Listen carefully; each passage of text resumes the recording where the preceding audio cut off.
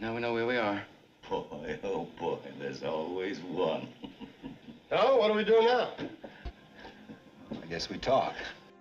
Spoilers for Frankenstein 2025, Bugonia Die My Love. Additional spoilers for The Killing of a Sacred Deer, Breaking Bad, and Aftersun.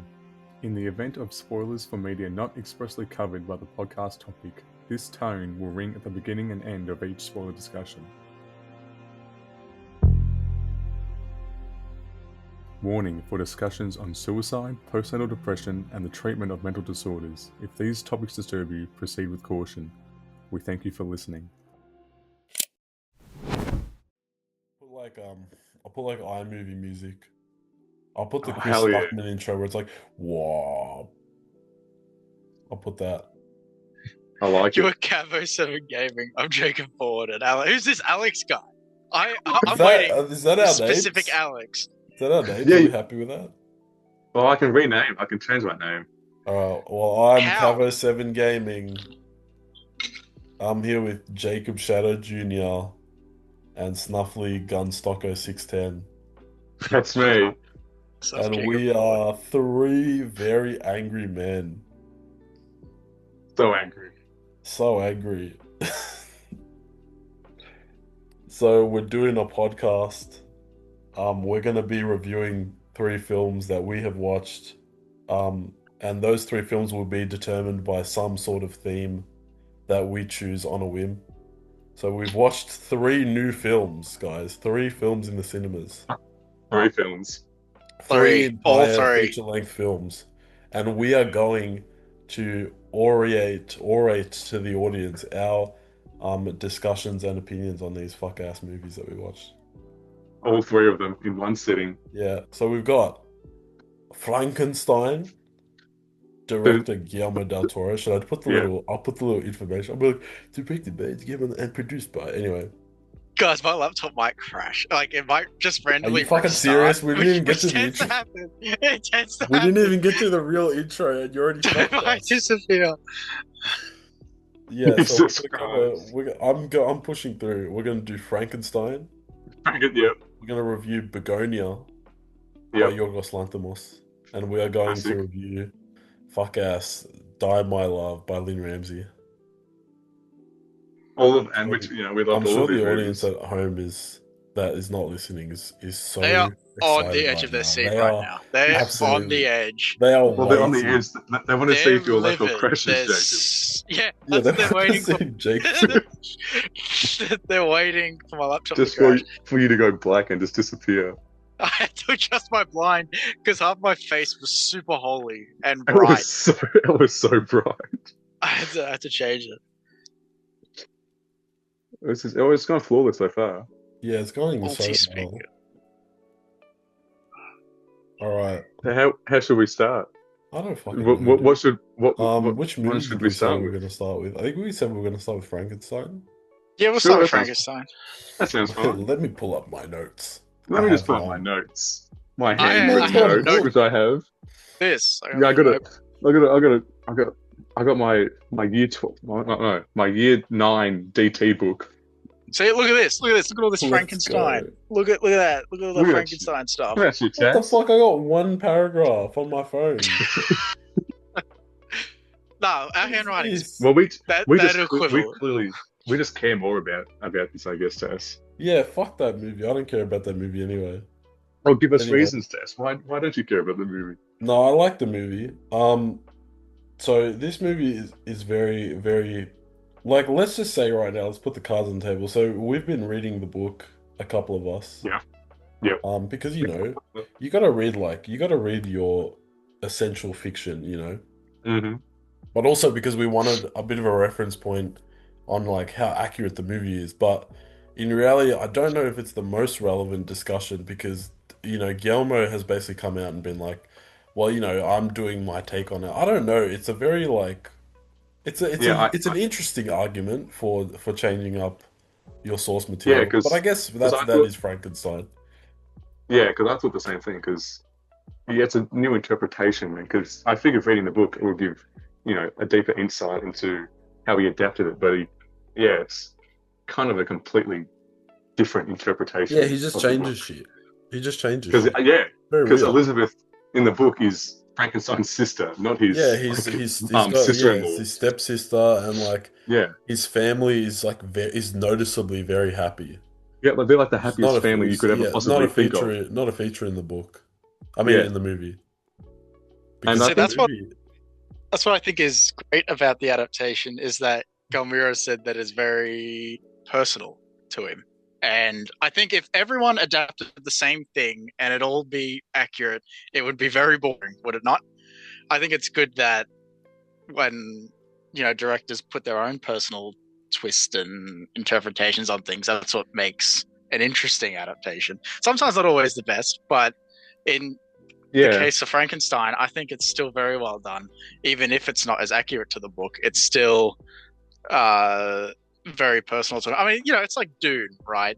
And Denis and his adaptation of it. It's not exactly accurate, but it's still a very good movie and a good adaptation. So I don't know. I think I think yeah.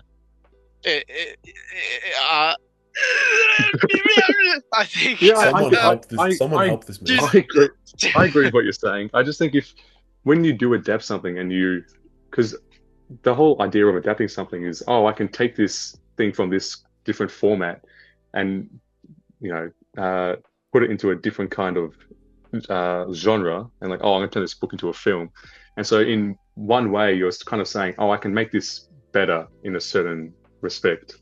And so especially if you change things from the source material that Guillermo did. And I just don't think the stuff that he changed necessarily made the adaptation better. Yeah, I don't I think kind of Because because you're gonna finish it's your point. yeah. No, No, I just thought you stop. were gonna. I thought you were gonna because then you guys are talking. No, you because got it. I mean it. In terms of better and wrong, I mean it is very subjective. Like Yeah, of all. course. Subjective.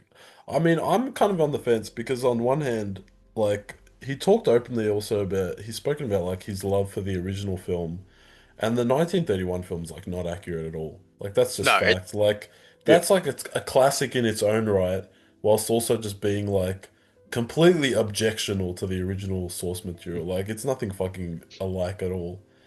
yeah, But I think, yeah, I kind of am also in the viewpoint of just like, if you're going to do an adaptation, you need to sort of like really justify why you think your reading and like what you want to put forward in terms of story and themes is like at least as equally important as the novel, yeah. Because you I know? think like with the opening, how he shows the creature at the beginning, how he shows him off fully, and he goes on like a killing spree essentially of the shipping crew, and then you cut to the story that Frankenstein gives, and then you cut to this creature's perspective, because it gives you an initial that cold open of him going around killing people gives you an idea of what this creature is, and then Yeah, it's just stuck. It's not it's really. very revealing, pretty It's surprising for because like, it's not really expanded upon, because it's not like, oh, it's a surprise that he's actually humanistic, and like I think it was yeah, just I odd thought how it they was, but opened. I think it shows that Del Toro has very different priorities because like in also the sense that the original novel kind of cakes it in mystery. Like it's very ominous, like that there's like this 8 foot, like described as like an 8 foot humanoid looking thing in the shadows. Yeah, So but I Mary think I Shelley prefer is that. obviously, yeah, it's obviously written from the perspective that Mary Shelley like was coming up with it, and it was a totally original idea. So she chose to present it that way. But maybe I think Del Toro is kind of like looking at it in the sense of like, well, everyone fucking knows like who Frankenstein's monster is, in this day and age. So maybe he just thought rather than like trying to hold it back, and really all you're holding back is like, what is he gonna look like?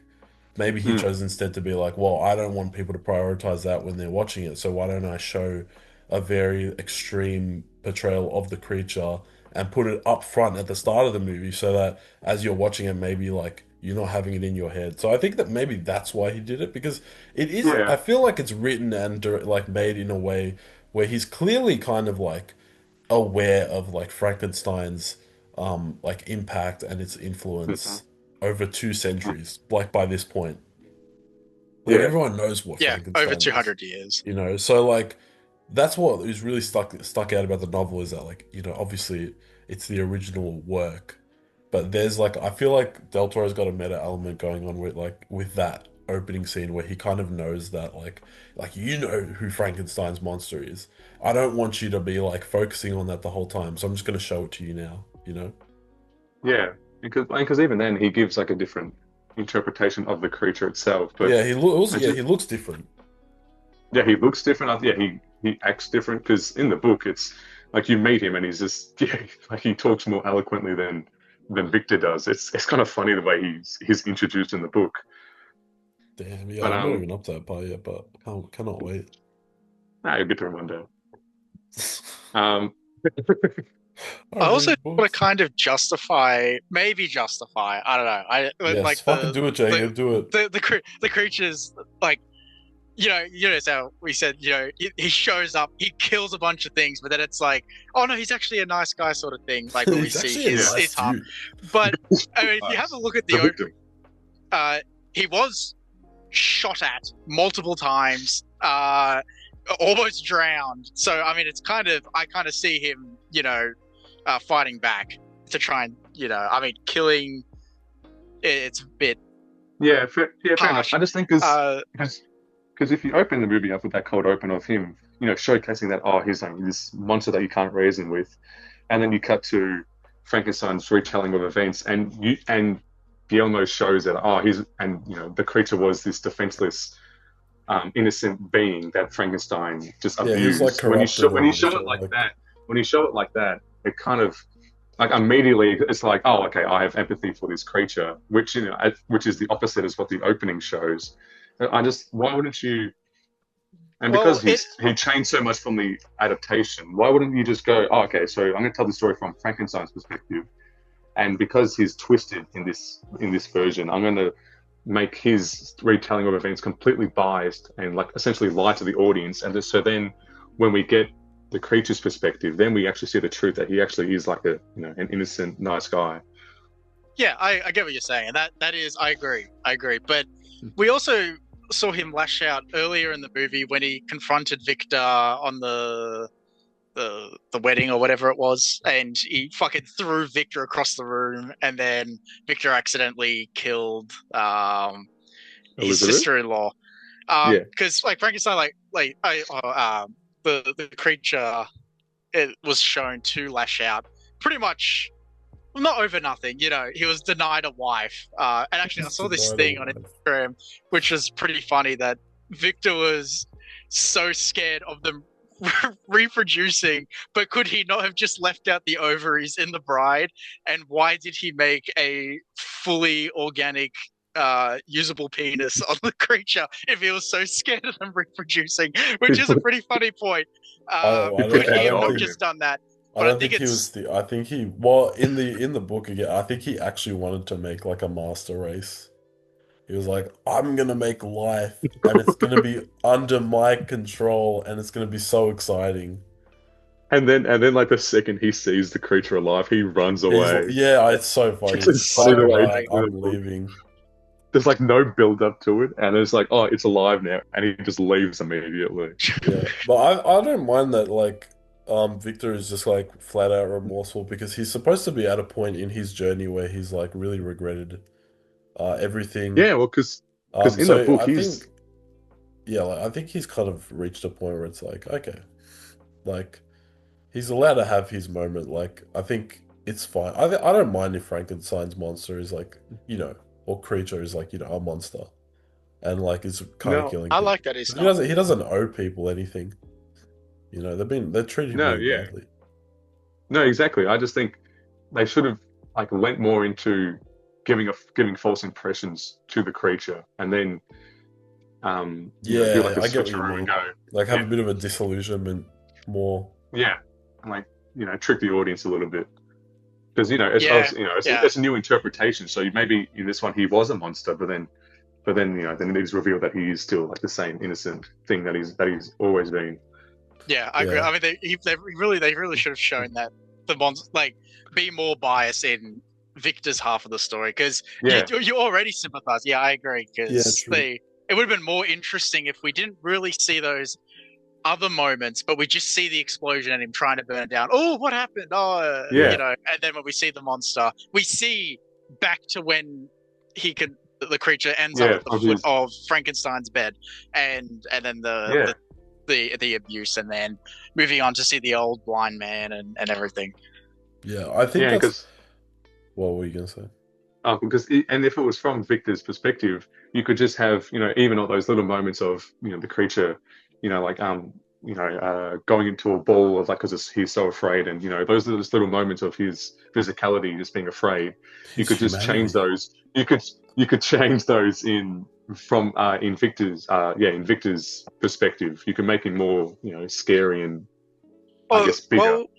Well, not even, because they showed clips of the creature getting angry, and like, you know, it's like when Victor chained him to the stone slab, and he was going, Victor, and like shaking the metal chains and everything. They could have just shown the bits where the creature was getting angry.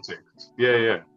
And because, you know, if it was Victor's retelling of events to the captain, then he could just obviously leave out all the bad shit that he did, and then I think that's what they should have done for the audience as well, leave us in the dark. But I think he's realized, like, I think by the start of the movie, he's realized his mistakes. That's what my point was. He's already in a remorseful state, so you can't, like, you're kind of fucking with the character too much if you kind of force him to be like an asshole. Because he's reached a point of his journey. But then again, like, he's like hunting this thing down. He's hunting this thing down endlessly to kill it. You know, he's had like he tried to blow it up. Like, no wonder he killed a bunch of ship crewmen to get to him. Well, because a part of that as well, like, you know, he kills his sister-in-law by accident, and then he starts chasing the creature pretty much immediately, and you don't really get any sense of like, oh, how does Victor feel about this? Because it cuts from him, you know, initially chasing him to immediately this is like an undescript amount of time later, and he's still just chasing him. Yeah, that's like, true. No real, I reckon like it's more a caricature of anything. Yeah, it's probably more better developed in the book, but I kind of don't mind that he like develops a consciousness kind of late. You know, maybe like it really fucks with him when he actually has reached like a ship full of innocent sailors. And like, he does ask. He does ask how many.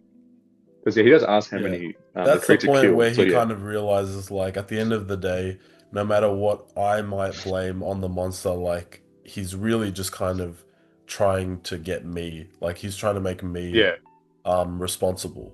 So maybe that is like, but again, it's not like that's me like fucking doing some decoding here. I feel like if that was a real like intent from Del Toro, it would have been more pronounced. But like that's what I feel like happens. And because in the book he is like, I don't want to spoil it for you, because like he's insanely remorseful. Because like he's racked with guilt. Yeah, he's like it's great. Like he's like so sympathetic. Yeah, like, I'm basically as much a murderer as the creature is. Yeah, there's a line. There's a line where he's like, I don't know what happens, but something happens, and he's like, but that was like a 100th of the anguish that I was gonna. Like some shit like that. It's very foreboding. Yeah, you know, it's an incredibly powerful line. Like he's a very good writer, Victor. Fucking hell, for a megalomaniacal scientist, he's very eloquent. He very, very much so. Yeah, he's also a scientist. Yeah, for a Swedish fucking rich. That's another funny thing. They changed the locations as well in this book, which is that's not a major thing. But I just thought it was funny. I don't think that really. I thought it was funny. Because to be fair, it's weird that Mary Shelley is like British and she's writing about a Swiss dude who then lives in Germany, and they all are just like, you know, it's the book's written in English, so they're just all I don't know. Like, why wouldn't you just do it in Victorian England? Maybe she was just very bored of Victorian English. She was like, no, fuck that. I'm writing a sci-fi novel. Who wouldn't be? None of this shit. Who wouldn't be? Yeah. But I guess, you know, other aspects of the movie, which I thought was just interesting, was like the whole Mia Goth playing both like female lead roles, and how it was kind of I think it's a very mummy-ish kind of thing. The Oedipus complex, like that whole thing, I thought was. What do you mean she was playing both female leading roles? Because Mia Goth played his young Victor's mum, and then Did she actually? Yeah, Yeah, yeah. she I just has didn't know And then eyebrows. she fucking also notice played that the at all. sister-in-law. I Also, Yeah. Mary fucking Shelley completely did missed write that. it when she started writing the book when she was 18 and finished it when she was 19. That's Yeah, fucking yeah, Frankenstein. yeah. I looked into that. Imagine being that good And of a 'cause- writer that young. That's crazy.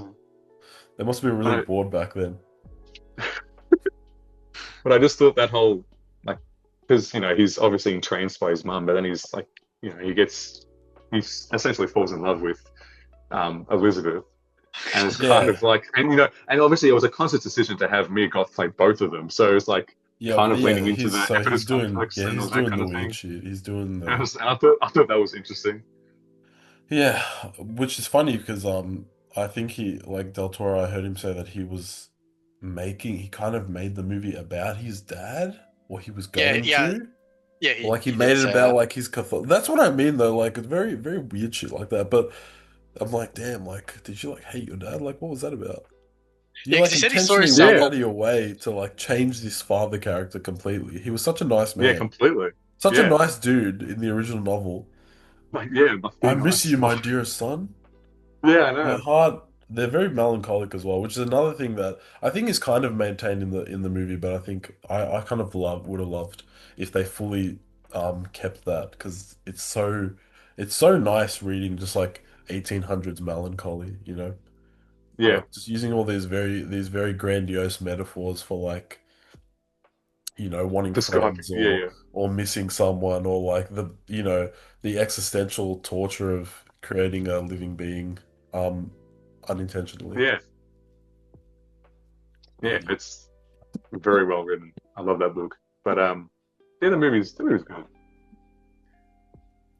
It's good.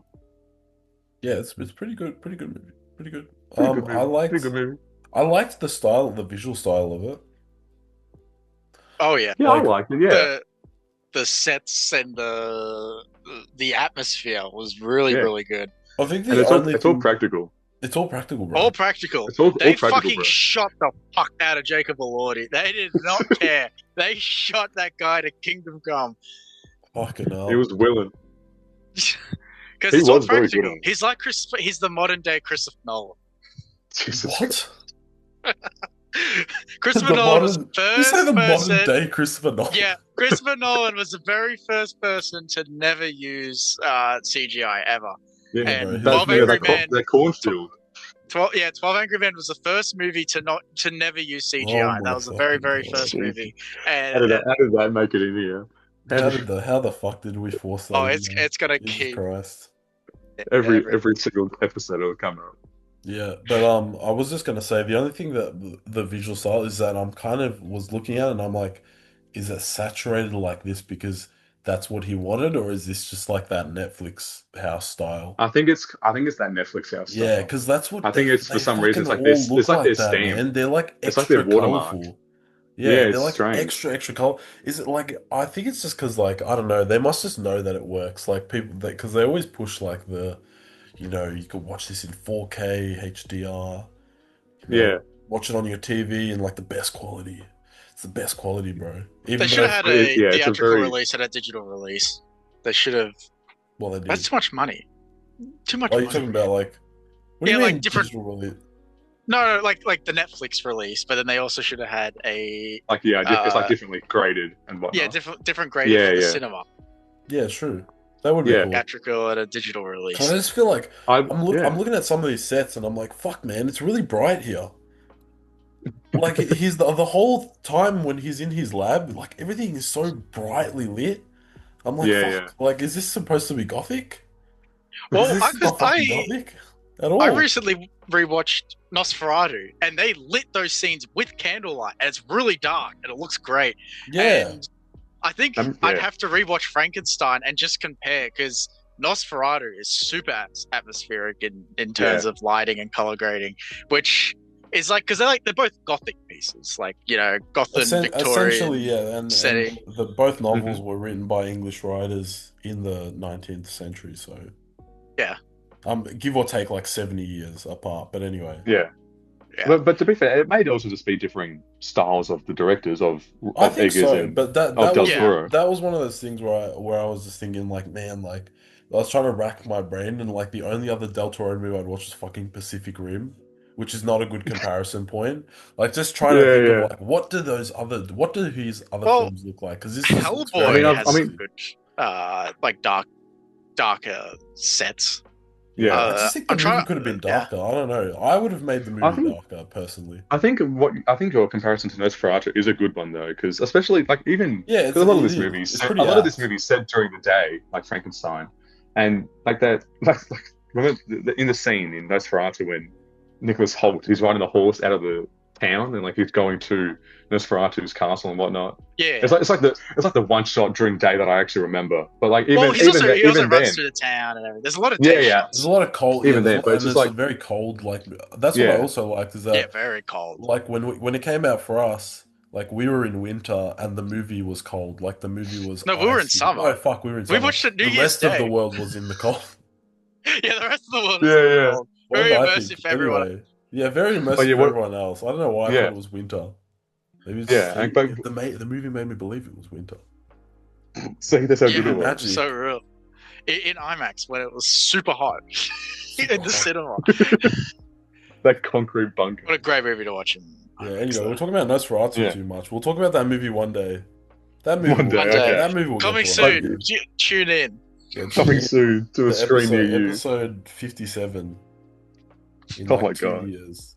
That's so Review many that and episodes. Four Horsemen and a Priest. A super indie underground film. Ranked Alright, 5 our star. audience is not going to care for any of this. Jesus Christ. We're already pushing it. They've already clicked off. They've all clicked off. We lost it. We lost the plot. No, but we're they're talking to excited. intellectually there. We'll just close our points on Frankenstein. closing remarks. Yeah, I guess we don't really have that much more to say on it. It's a movie. Like, I don't know. It's not a movie I'm going to be watching. Like, I'm not like fiending to rewatch it. No, I was neither am I. supposed to rewatch the first half of it, and I couldn't be fucked. Yes, yeah, same. Like, I literally It's- could not be bothered. Like it's well crafted, it's well acted, it's well directed.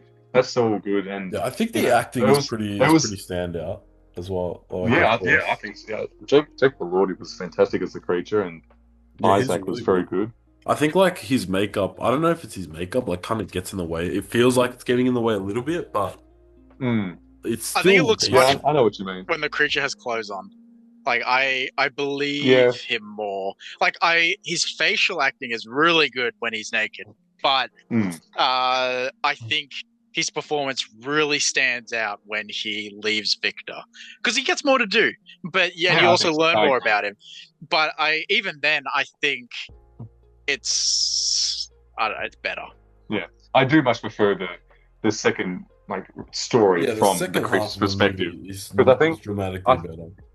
Yeah, To me. it's much better because I thought it was a bit poorly paced for Victor's whole section because it's kind of dragged for me, and then we got to the creatures section and it was just much more engaging to me. Yeah, from and I just a think the storytelling first perspective. half is just like, it's weird because in the novel it's not really that long of the book where he's like creating the creature, right? But in No, the it's- movie, it's- it's like fucking like a half few- the movie. Yeah, because it's like a few pages. That, Yeah, like, which is she, so like, weird, barely 'cause even it's gives like- address to, Yeah, and then it's- like, oh, it's just alive now. to which me, I it's think just, is it's just hilarious. weird because it's like this is like you're choosing to go over some pretty well trodden territory. Like, there's been so many representations of like the fall of darkness, like fall to ambition kind of path. So it's really weird that like Yeah, of all the things in the book, that is the one thing that is like significantly less, and for some reason he decided to really drag it, and I just feel And like 'cause- that and kind I of thought harms the also book. the part where Christoph Waltz is obviously, he's like, he wants eternal life, and that was his whole motivation, which I thought was pretty obvious from the get go. But like the whole fight that he has with Victor on top of the tower, and then like they drop that rod that then gets bent. Ridiculous.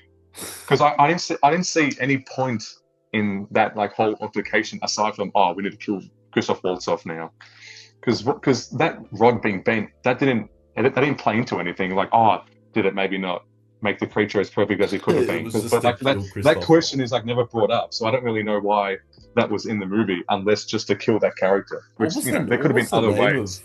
What was the name of Waltz's character? I think it was Christoph. Oh, waltz. so did he not play? I thought he I might have actually, played. I can't remember actually. I thought he might have played like one of the professors because there's like M. Kremp and Oh well, M. because Oh, London. the guy But one of from those. the witch, the guy from the witch plays Crimp. He plays like the Ralph dismissive Fiennes. professor. Yeah, he plays the Okay. dismissive professor. Yeah, that would be Kremp. But uh, he plays Heinrich Harlander, and I don't recall him from the Beat me book. to it. The quickest draw in the south. Is that what his Remember the name name of is? the movie? That's Yeah, ridiculous. Yeah, I don't. I'm not sure if he's in the book. At least I haven't gotten to that section where he would be in it. But this is Yeah, I up don't to my know, but recollection in it. I'm very curious. We maybe the next episode we can start with like a mini like novel tangent if we finish the book. Whenever we both finish the book, Alex, we Yeah, can yeah, just okay. quickly summarize our thoughts on like how just like on the book mainly. 'Cause Yeah, I think it's kind and of a notable, and it's notable as like a side piece, and it's also really yeah, that's good fair enough. Yeah, literature. it is. Um, It's very good. I and love the way. I love the writing. we can conclude our thoughts on like on that because yeah, we were both Yeah, supposed to finish the book. yeah, and Jacob would just sit there And as he Jacob will just just sit listen. there. Hey, I'm reading it. He'll have it I only got it open on on Friday page. or something. Yeah, true. Oh, and you don't need to get angry now. Jesus, let's All get right, enough said. but that was But Frankenstein. yeah, I thought of this that was rating Frankenstein. system. I don't know if you guys are into this, but I thought of a rating system. Now, it's not going to be 1 out of 10. It's going to be. I think it can be 1 out of 3. Oh, I'll explain my Ooh, thinking. I'll explain my thinking because Three Angry Men. explain. I'll explain my thinking. So I reckon it's like instead of just being like because you know you can't really objectify art and like put it, you know, like to like oh I think it's this well, yeah, quality, but you can ranking's say how subjective. much you Yeah, would kind of want to watch it again. So I think yeah. if like we can if you want to give it a one is like yeah I'm not watching this again. You know, Mm-hmm. so this can be a bad movie. It can even be a We good could, movie, but you don't want to watch yeah, it I was again. going You to just say don't that. want to Could we fucking watch it. justify Like that one? yeah, You do not want because to like watch that movie again. Like you're done with that. Does not yeah, want any part in your life. A yeah, two is like on the fence. like you'd be Like oh indifferent to yeah, it. like maybe if someone enlightens me to it, like I kind of like the movie. Maybe you like the movie a Mm. little more. Maybe there's things in it that you don't like, but you know you like it enough to where you're open to watching it again. The rewatch is Yeah, very The circumstantial. rewatch is very circumstantial, yeah, but yeah, it is a possibility. And then and then the Grandmother 3 is the like yeah, this is like one of my favorite movies. Like I will watch this drunk, hungover. I don't care if it's 3 yeah, hours. Like I will put it on at a party. Like you will watch that movie so many times in your life, yeah. you know? Well, I don't know if there's I think enough. I don't know if there's enough for like middle. I feel like that's fair. I think that, We well, can make it. We I can think do you know, four. well, I think you know, would not watch, would maybe watch, and then would just watch again. I think that's a good Yeah. balance Because I feel like because the I way you would, described it, 2 and 3 is a very big jump. yeah, no, So because I think it's two is No, like no. What two is Alex like, said, oh, I pretty might much. watch it, and then three is like, oh, 3 this is is the the greatest film ever greatest made. movie. Yeah, but like me personally, I'm gonna reserve my threes just because I tend to try and avoid. To be Like yeah, I try to I mean, only yeah, you are rewatch right. movies that I absolutely love, Yeah, even you're right. if Yeah, they're I not don't the actually best rewatch that movies. many. You Yeah, know, Well, yeah, could we not I, just I make very like try. dislike love? No, I want a No, Three Angry Men. No, but no, come no, on. no. But like what it represents. Like 1 is dislike, Yeah, 2 is like, and 3 is love. yeah. You could say yeah. Whatever, however you want to And even interpret then, it, that it's works like, too. yeah, But that's what I was thinking. And I then we like can Tessa's. combine our scores, and if it gets a 9, then the audience has to fucking watch the movie. If they've That's listened Yeah. to us talk And too you long book about it it, better, or yeah, you if they've click off. listened to us talk about it for this long, then they're gonna watch the fucking movie. But if it's like Of you know, course. you get what I mean. So anyway, Yeah, let's give Frankenstein our ratings. We're gonna start with Jacob. yeah. 2. Yeah, Jacob, you could, yeah, I would say Yeah, It's, we're two. all gonna say two. I'll explain. Yeah, okay. Yeah, Yeah, I mean, expand. Actually, yeah, that's a good idea. Explain your expand. thinking. 2 because it's I see myself watching it again in the future, but I'm not eager to. Like I think it's Hmm. going to be more like I'll forget about it, and in like 5 years' time, I'll be like, oh yeah, there's that movie I saw. I'll check it out again, and then probably be left bitterly Yeah, disappointed. I would agree on that point as well. But I think even when it comes to that point, I'd be like, oh, I'll rewatch Frankenstein because you know it was a good movie. But then I'd think about it for 2 seconds and go, oh, but I could just watch Nosferatu. a more Damn, bro does atmospheric not want to watch film of Yeah. similar. Yeah. I think, Is he gonna but give it a yeah. No, But no, if it's I'm still craving true. that Frankenstein story, I'd Yeah, probably fair enough. check it out again. I still need to watch the 30s version. Yeah, we all do. And We'll do an I don't know, I'll episode probably- on. And the Ooh. one with Robert De Niro as well. That's just, What which the I fuck? only Yeah, recently. yeah. Yeah, Robert De Niro played the Yeah. creature. Did I you? thought that was so random. That's fucking Yeah, funny. I mean, like the 90s, I think. And then I don't we'll know. watch, That was we'll really watch random. We'll watch I Frankenstein. Should have done a as Frankenstein well, episode. in 2015. We probably can. We'll definitely look. You know, obviously the audience doesn't fucking know this, but like, we're gonna be doing like a kind of different sort of niche genre of movies like every couple weeks. That's gonna kind of be the main theme. So like, we'll probably do like a Universal Monsters or That'd be- something. Yeah. And we could do like 3 of the classics. Yeah, I have mine. Yeah. I won't It's a say good what. good excuse to. What did you say? I have mine in mind for the Universal Monster episode. Like which one I'll pick. I pick Frankenstein. No. Dracula. No, not Dracula either. Let's be real. It's gonna What, be the Frankenstein, werewolf? Dracula, Wolfman. Or the It's the Invisible creature Man. of the Black Lagoon. What the Oh, fuck? Yeah, I'd Is pick it? that one. That'd be That's cool. one I wanna Those would actually be really good movies to watch. So we'll do an episode on that.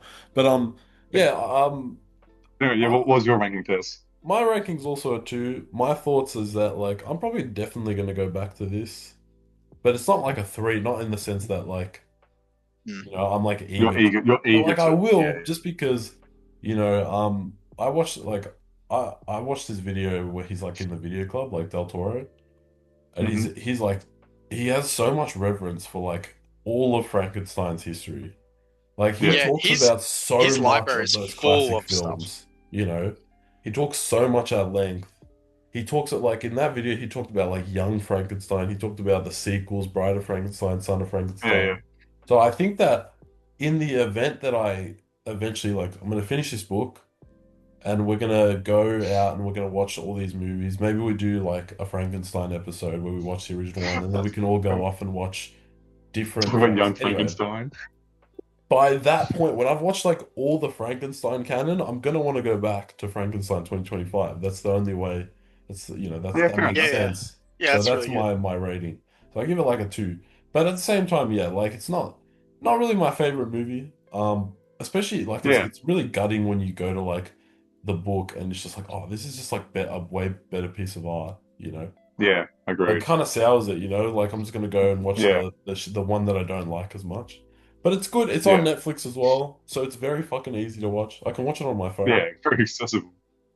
David Lynch Watching would kill movies you. on your Don't do fucking it. telephone. What a joke.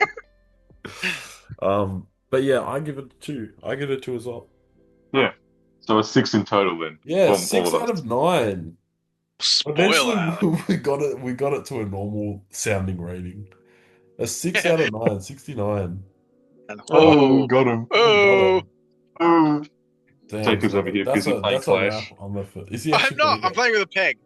Oh, Fuck, he's fiddling. I'm gonna fiddle with these chopsticks. Helps me think. I like it. We're all fiddling. It's a really interesting. So, oh yeah, that's good for the audience to see. Yeah, they're not Psych. gonna fucking see this. They're gonna love it. Psyched, I'll never see any of it. So what do we want to talk about next? We're gonna talk about Probably Bugonia. Bugonia. I already know Die My Love's gonna be the last one. We gotta save the Yeah. best for last. Yeah, fair that enough. one I Save love. the best for last. The So most let's talk about potential. Bugonia, which is the perfect middle movie because let's be honest. I don't know about you guys, but I did not know what the fuck I was gonna say about this movie until I sat down. It's. I guess I have a movie. basic It's a idea. little impenetrable. Yeah, I have an idea. Yeah. On the outset. But if you guys want to open up and talk about your feelings on this new film we watched. Yeah, I think it's a very good film. We were talking recently about films that we had seen that like the ending kind of soured the rest of the movie for us, Ooh. and I didn't really have an answer for it, but I think Begonia kind of takes that spot for me. All right, let's interject real quick. Are we going to be doing? Yeah. What are these men doing balloons? Are we going to be doing? I guess we're going to be doing spoiler discussions. It's not like we talked about yeah. the plot I mean, at length, yeah, but I we was might gonna as well. I mean, You Yeah, gotta. if you- yeah, so add anyway, that. I mean, if you Jacob didn't if you we already didn't know, we already said that Yeah, if characters you- die in Frankenstein. So yeah, Yeah, if you yeah. didn't know, I should have said that. we're going to be spoiling the films we're watching, but So Yeah. definitely watch them with us, everyone at home. Yeah. Yeah, sorry about Frankenstein. Yes. Or But should we give anyway, him a warning yeah. anyway? All right. Well, we can talk about the whole movie. Yeah. I feel like it's pretty. Uh, It is unfortunately it is pretty important I mean, for Begonia. it would be hard. For Yeah, it would be hard anything, not to talk you about know, this movie without spoiling it. it's one thing if the ending is like, I don't know. It's just a very out of left field ending, I guess. Yeah. Yeah, that's what, because I really loved that twist was that she was an alien, but what I didn't like was the last like 10, 15 minutes. I loved the ending montage, but Yeah, I that didn't was really horrible like for me. when she went into the ship. I didn't really like that. That was Yeah, I probably the think worst part for me. I think Yeah, it kind of it also it kind looked of significantly shitter. Yeah, it It looked kind of quite clashed. It so Shit. shit. with. I just think it clashed with the stuff. Like it looked kind of like I don't know. It looked like ABC3, like an ABC3 Yeah, show. Oh. yeah, Well, I mean, You know I what I like mean? didn't. Danny's house, It looked the really alien fucking ship. goofy. Yeah, it did. It looked really These fucking sounds goofy. holy shit. It looked really Well, I mean, goofy. I didn't mind any of that, but I mean, yeah, it kind of just gave excuse to like go have really quirky set design and costume design, and which I think which Yorgos would enjoy, but I think it just kind of it traps you in like, oh, she is an alien. Look at this, how quirky all this is now. Yeah, And yeah, I I agree think with. when it comes to Yorgos, he's so good at like twisting normal settings. Like he's always done that. It's a through line through all his work. Like whether it's like with Poor Things where he just makes these outright fantastical set designs, and Yeah, all like just like a lot of the good middle career stuff like Lobster and Killing of a Sacred Deer, where it's like just the way he shoots things and the way he yeah. directs actors is already like so bizarre and like it's like a almost subconsciously uncanny like when you're looking at it like it's a Yeah. very objecting quality to it. It's not exactly humanistic, so it's kind of like funny to think that for a man who kind of makes our own world seem so alien, he Mhm. kind of sucks at like kind of coming up with and shooting a good alien setting because I just thought it looked kind Yeah. of shit. I don't know. Do you guys agree? I guess that's Yeah, fair I enough. agree. I didn't mind the way it all looked and that and aesthetic, but yeah, I just didn't really like the ending in I don't general. know. I So just think it looked I very guess in a way, campy. I do agree. I just think it looked very Yeah, campy, that's and fair enough. that wasn't really called for.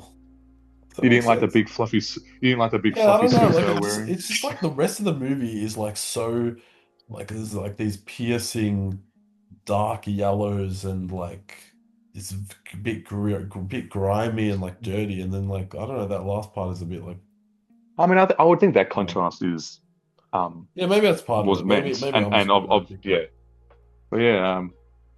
I don't know, but yeah, opinions. Anyone else maybe we shouldn't talk. before I rip this film to threads You with my motherfucker. opinion? Yeah, I know. This fucking guy over here This with his fucking guy. opinions. He's pulling a I love me or some. he's I love me pulling some opinions. he's pulling a me when I'm gonna talk about Die My Love. Fucking hell. Get ready for that. There's always gonna be one of us. Yeah, there's always gonna be one person. Nah, tear it to shreds, go. Go on. I wanna hear your Yeah, discussion of it, because I feel like I want to I'll hear be your better at bullshit. responding. Okay, well, I'll try and sound somewhat coherent, And but goes into a PowerPoint presentation. I could just Yeah, read. you're I screwed. could just read. I could just read what I wrote, but I don't want to sound. I'm not gonna. I'll sound too robotic if I do that. But yeah, the whole reveal of her being an alien, I did not like at all. I think it kind of ruins the themes and the through line that the film was, at least to me, as to what it was saying. Because it was, it was highlighting how, obviously in real life there's corporate CEOs and whatnot, and how they seem to most of us to be inhuman, and how they seemingly do not care about humanity. They will do anything just for profit and whatnot. And so that was obviously apparent in the film and in Michelle, in Emma Stone's character. And so, and because, in reality, we like to dehumanize those kind of people, like evil people. Like we don't like to think of, like people like Hitler or Stalin as human, because how could you be so inhuman to do those things that they did?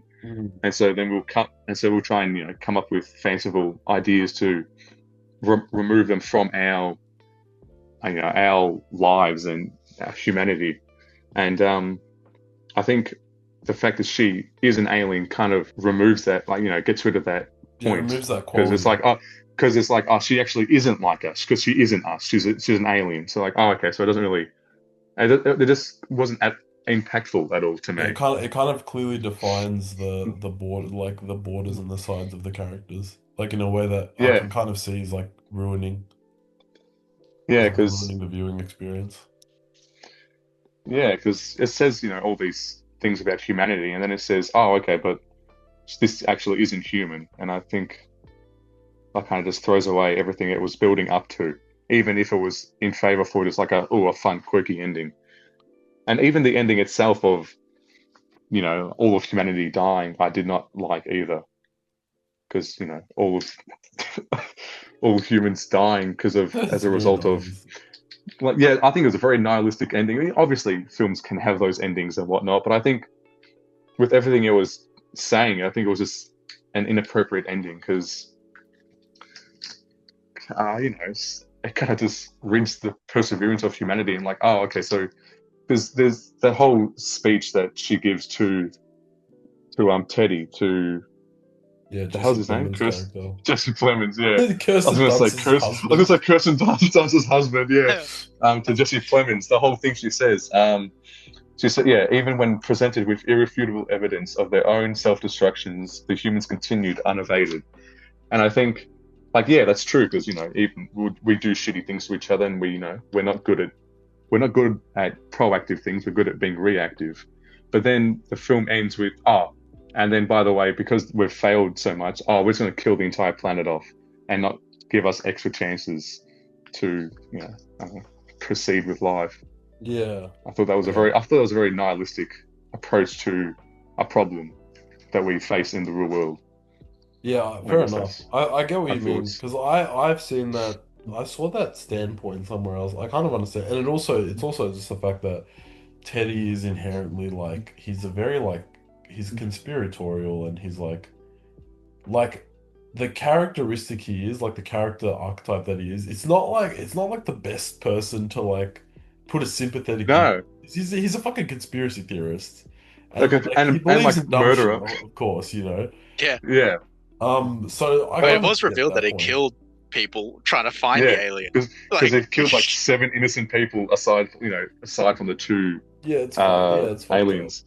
And I think as well, because the film eventually essentially like says that, Teddy actually was correct. I think it kind of It validates gives him.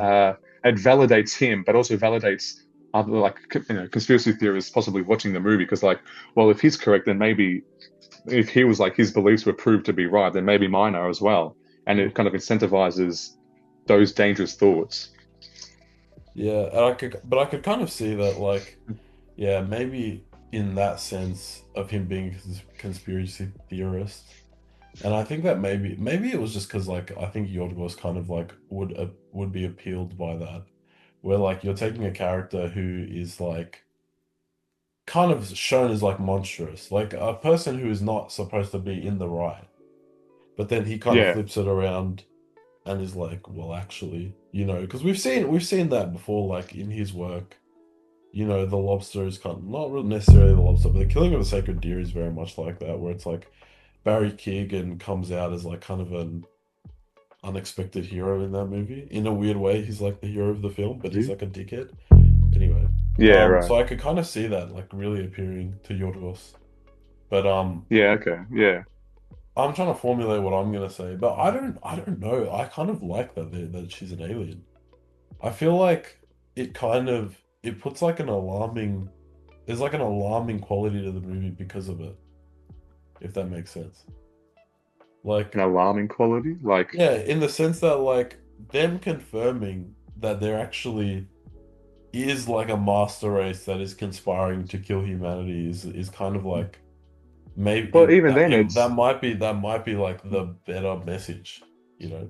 but even then it wasn't that they were conspiring to, because they were trying to save humanity, and to because they had said previously, like, there was like as essentially a utopia initially for humanity, and then there was a thermonuclear war, and then there was essentially Noah's Ark, and then we evolved from apes, and now we're what we are now, and then they were trying to fix all of that. And I don't know. I don't know. I don't really know what the film was trying to say with all of that I don't random off know. the cuff shit that I it feel threw in. like in a sense the movie is initially kind of trying to it's trying to net you into that position where like okay, she's not an alien. This is the commentary of the film is that we see these people as inhumane. But I Yeah. think by making her like legitimately inhumane, it kind of like Mm. spearheads like a real message of awareness about the people who are in power, which I think is kind of the point of the film. Because even like Yeah. from the start of the movie, there is like an evident juxtaposition of like Michelle's life and Teddy and Don's life, and they're very Yeah. different lifestyles. Hmm. In a sense that like it could, you know, she is already, which again, maybe that is more enriched if And she got because the alien, because she's and already and you so know, close. She's already got such a different life to them. You know, well, she's and on a because she does completely say different that. level. Yeah, because she does say that, even I myself became more human, more selfish and cruel, and the longer I stayed here. So yeah, the way They her took their humanity. guns. Damn right I did. They took Because their yeah, even guns far, yeah. she's she's like been molded even by this like essentially inferior race that she sees. Yeah. But I don't know, like, and I don't mind that Teddy is the kind of character he is because I think it's kind of like, yeah, it adds like a layer of, I don't know, dubious empathy for a character where it's like he's a conspiracy theorist and he's killed people. But like the Yeah, heart of him is pretty like human, you know, like fallibly yeah, human. because like his struggle is very human, and that's Yeah, what like makes him. That's he's what that was a gone good. through That's he's what. gone through a real ordeal and now he's like really struggling with his duty to where he wants to like do something of value. Yeah, What yeah, obviously there are layers to that. Like I think one of my favorite parts of the movie is honestly the fucking his childhood babysitter who alludes to like some fucking I don't know sexual abuse. I don't know something horrible that he did to Teddy yeah, like yeah. The 20 years cop. ago. Yeah, And Teddy doesn't want a bar of it. Teddy's like absolutely does not touch on it, which I think is kind of yeah, a mirror point where we're supposed to take we're supposed to isolate the way that he's talking about that event in his life, like the way that he deals with that event in his life, where he doesn't fucking talk about it, he doesn't bring it up at all, and yeah. that correlates with like the way that he kind of is with his mother, where like I doesn't guess. really want to talk about it, but has a deep emotional pain from the experience of her being like comatose. Yeah, yeah. It's Because not yeah, a thing that and he because wants to there is. spearhead, but and he disguises it as like, you know, a duty to you know save the human race. Yeah, and because there is that evocative imagery of him literally holding onto her life by a thread when she's like, Yeah, she's obviously exactly. she's trying to like she's like floating in the end. He's literally holding onto her by a thread, and Yeah, I thought that was very nice, yeah. I and mean, yeah, it and speaks of course speaks to his character.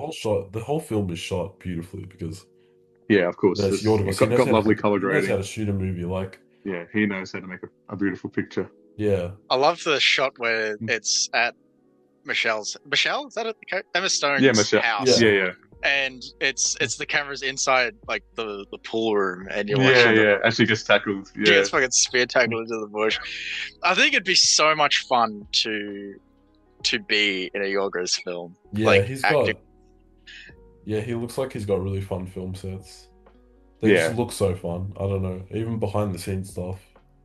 Yeah, Especially if he gets the same actors on board as well. Yeah. But I think That's obviously a good working relationship. that's kind of the energy you need because like his movies are very darkly humorous, they're absurdist. Yeah, yeah, You kind of need like this irony tinged kind of film yeah. attitude, I feel You like. need some kind of levity, yeah. Yeah, you know. And yeah, But even if like it isn't, yeah, like laugh out loud. It's like dry humor, yeah. yeah, like you said, like with the cop and him alluding to this Yeah, like unspoken that's like the past between the funniest two, that's like the funniest part of the movie and it's and like played completely straight. It's played completely straight. yeah. he's constantly trying to apologize, Yeah. and then like spoilers of course, but like he just murks that guy like with no remorse, like Yeah, immediately like like he he fucking like he fucking hears a kills gunshot, him. and then immediately just starts beating his head in with the shovel, yeah. But and it's just the absurdity of it all. yeah, but I think Teddy is kind of, yeah, Teddy's a very interesting, but that's the thing, like, do you pass off judgment if Teddy is kind of our anagram for like humanity, as is Don, but more so Teddy because he's more of a focus and he has Yeah, more sway in the story. You know, yeah. like, do you forgive a person like that? Like, does that person deserve to die or not be validated? Because when Well, he's not, I don't like, know. Well, the whole of humanity dies. And that's why, like, I thought of this just now when you were talking about the film and the ending. I think an ambiguous ending could have worked yeah, I think that would exponentially, have been like, better, Yeah, yeah. actually. where Ambiguous would have been it's very left good. in limbo. Like, first of all, like on one point, is she an alien? Yes or no? Leave that ambiguous. And then, Yeah, is the world going to end? Yes or no? By extension. And do you want the yeah, world to end? You know, yeah. I think that would have been much more effective I think that would because have been yeah, because that as would it have. stands, like, yeah, the movie kind of just like it puts a pin in it, and that's kind of why I think people Yeah, don't. Now, because of I personally like it. I think it has value, but it does put the yeah, pin in it, and in a way that like it's going to turn people off. yeah. You know, Turned me off a little bit. yeah, definitely turn off. But again, I spoke about this on the day. It's a shit point, but I like that it goes weird. I don't want normal shit. I want fucking weird shit. You know, I think that's fair, but heretic like I ass think it should ending. be obviously justified. God damn it, I'm gonna Heretic. spoil Heretic for the audience at home. That's a fucking shit ending. It's I a like that ending. dog shit, mediocre horror film, and it deserves to be forgotten. And they should have gone really weird with it. All right, should have been like Martyrs. You know, Yeah, Martyrs is fucking yeah. How sick. should it have been? Because Martyrs is Like Martyrs is ambiguous, weird as fuck. ambiguous like Martyrs. How it Martyrs is ends so with her weird. not saying anything. Anyway, we're not going to talk about Martyrs. We're going to talk about Martyrs in another Just episode. Spoilers. I'm going to put Martyrs. Spoilers, it's I'm going to coming make up. we us got watch. I will make us rewatch Martyrs, or just at least the constant me the and Jacob. catchphrase of this podcast will just be on another episode. We'll talk about this, Yeah, on another Do and it episode, it'll in we'll be talk post. about another there'll be a movie. backlog. Oh, for real? There's so many movies we're gonna have to talk about eventually, So um, many. but yeah, that's my But yeah, standpoint on the movie. yeah, that's I fair. don't know. I think it's cool that and I kind of love that. Yeah, it's like as soon as Teddy dies, even though he's fallible, he's a fucking asshole. But as soon as Yeah, he dies, it's basically the death sentence of humanity. It's like if this man is Yeah, punished by the well, yeah, plot, well, everyone has to be punished by the plot. And it leads to yeah, that ending scene, which is and like, because weirdly beautiful scene. weirdly beautiful, but yeah, that's Weirdly like, beautiful and awful. And there's and dead because it's children everywhere.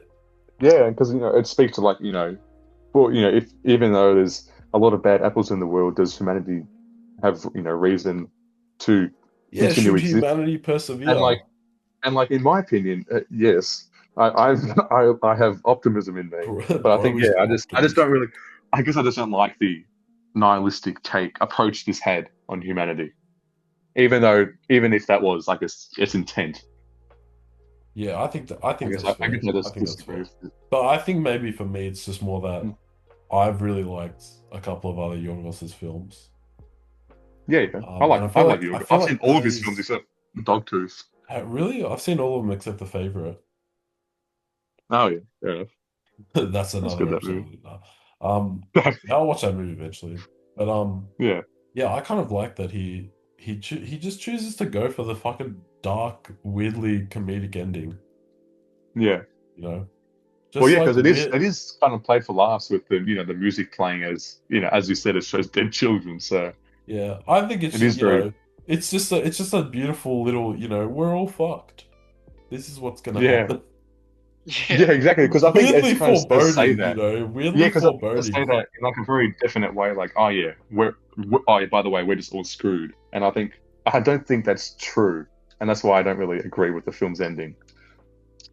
I think it's true And in on like top, an absurdist sense. I think it's true in like a abstract art house sense, and maybe.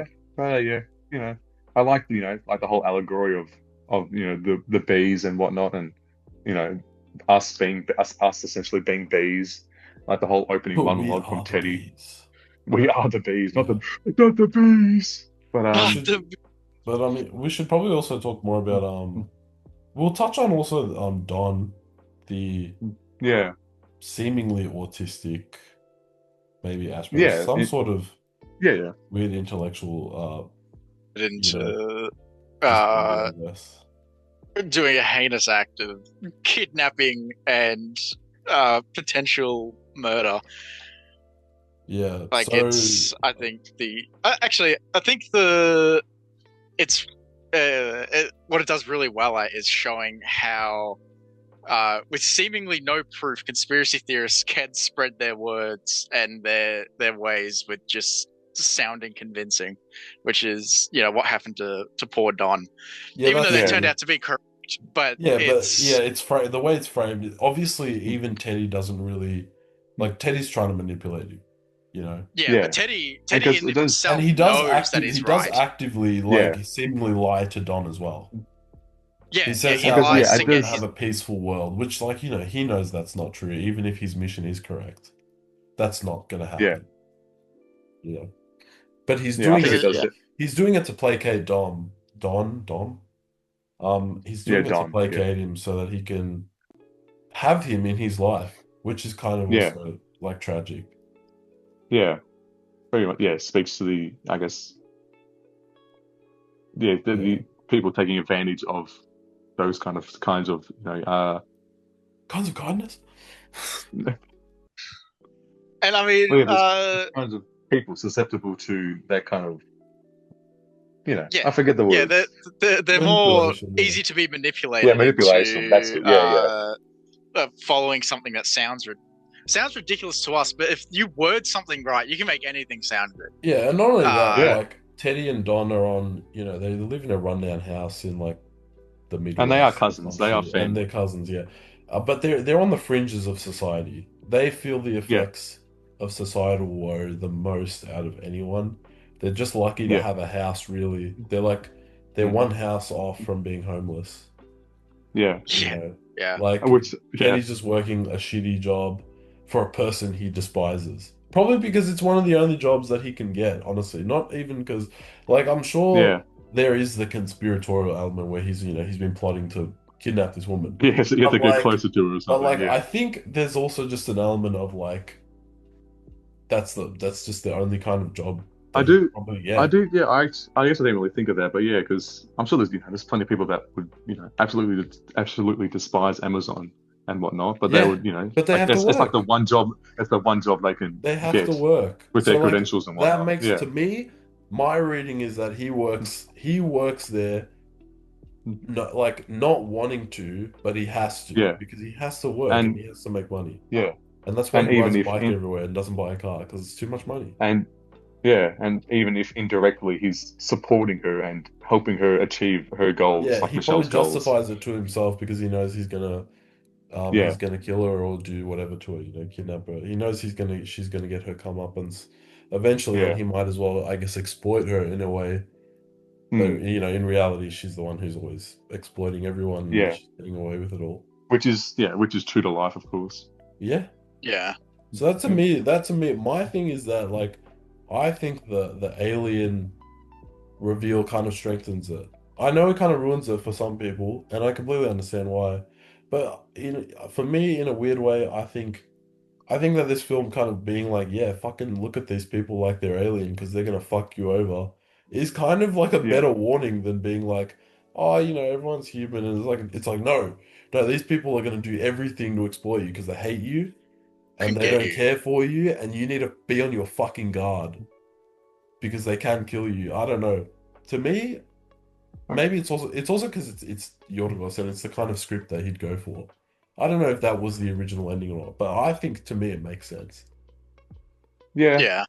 Because not every, company owner and leader is like that, but it's shown that she doesn't really give a shit about her workers in the beginning when she had to the whole change 5:30. the work hours and everything, Exactly. but she encourages them to still work later. And so I think a very interesting and cool part about Teddy and Don's relationship is that they are family, and you will follow your family blind. Like, I think you kind of turn a blind eye to bad things, like, unintentionally. And I think another good example of that is spoilers for Breaking Bad. But hold on. Well, it's the ending.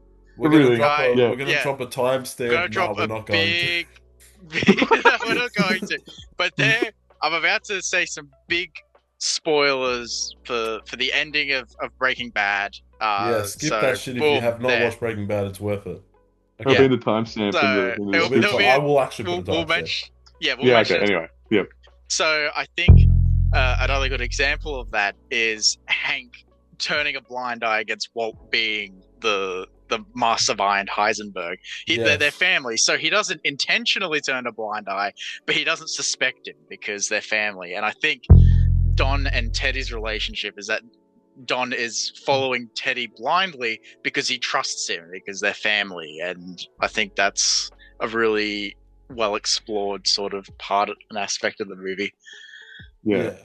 Nah, definitely. Uh, I think Don is definitely like a sympathetic, innocent figure in all of this. almost like a victim, but not Yeah, really. He's exactly. still Yeah, like I an would say victim. accessory I to would say everything. victim. But he was manipulated into doing, kidnapping and whatever the fuck else, probably arson and was going to, I guess you could say attempted murder as well. Yeah. But Because yeah. even because it's insinuated because at one point when I think it's they've got her as a hostage, and Teddy like very briefly says like, oh, that's right, when they've electrocuted her and she's gone way past the normal threshold that Teddy's used to, and he like alludes to like, oh, the others didn't get to that point, and then even Don says like, what do you mean the others? Because obviously Teddy's killed previous people, but was this the first time that Don was actually involved? Yeah, I wonder Don must be recently Yeah, the housemate. and because I thought it was interesting as well that he only chemically castrated himself on this attempt. Like I just thought like, why wouldn't he have done that if he was so devoted? Why wouldn't he have done that on the first one? Unless it was just because all the previous aliens were male. But Well, he must have that was just like suspected a that. quick yeah, aside. Well, I think they were male. I think, Yeah. if I remember seeing all the pictures and everything, I think they were male, and I think maybe I don't know. I'm kind of thinking here, but maybe he brought Don on to attack Michelle, whatever her name was, because I have a feeling Teddy would have suspected that. Because it was revealed, or he suspected that she was like a queen or a higher up individual in the alien forces after the electrocution bit. But maybe he brought on Don's help because maybe he had a suspicion that she was more than or a higher level of alien, which would make sense. Because why didn't he bring Don on earlier? Or because he's done it 7 times or 9 times, however many times. I think it's 9. It's like, why is this the time that he brings someone else on? And I think that maybe that could.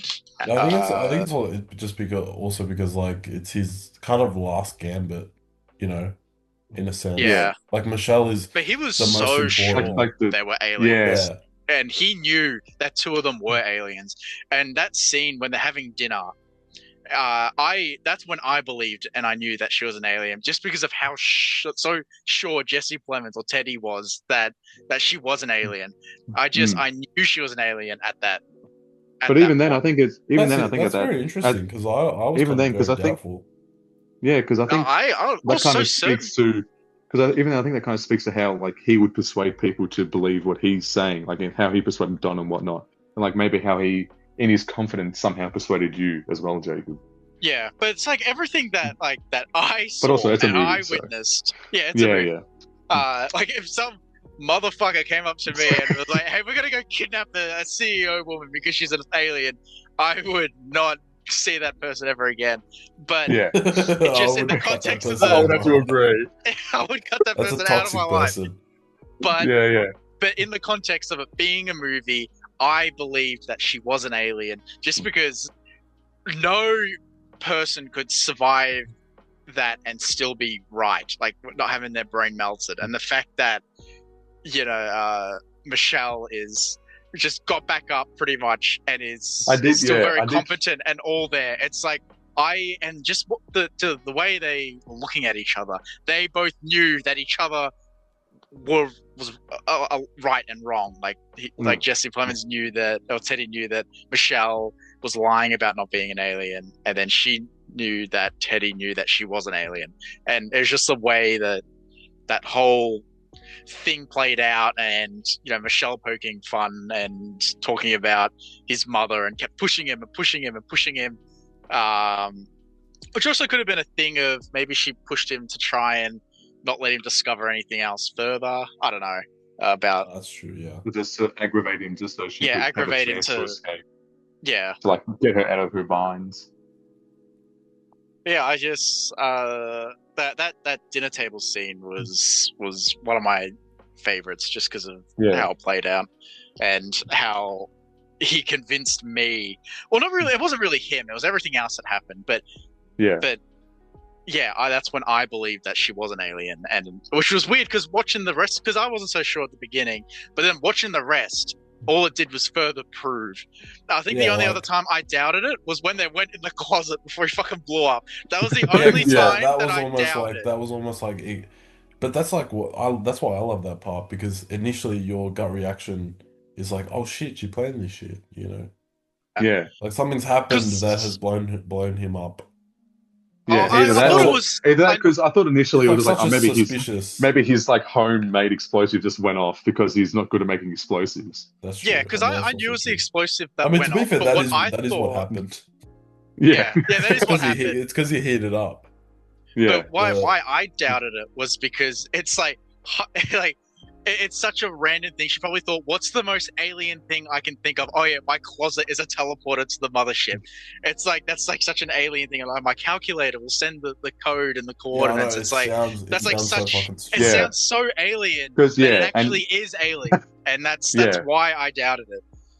Yeah, and the way she was trying to, recite the 58-digit key and whatnot. Yeah, so funny. Also, the fact that an alien loves Chaperone, I thought that's so funny. Yeah, it's so funny to me. I don't know why. That is pretty funny. It's like she knew all the words, and she was just loving. Well, like she said, she found herself becoming more human, so she could enjoy the human. She could enjoy the human pleasantries. Pony Club. Yeah, perchance a queer reading of this film will now emerge because a dominant female alien likes a lesbian artist. Who knows?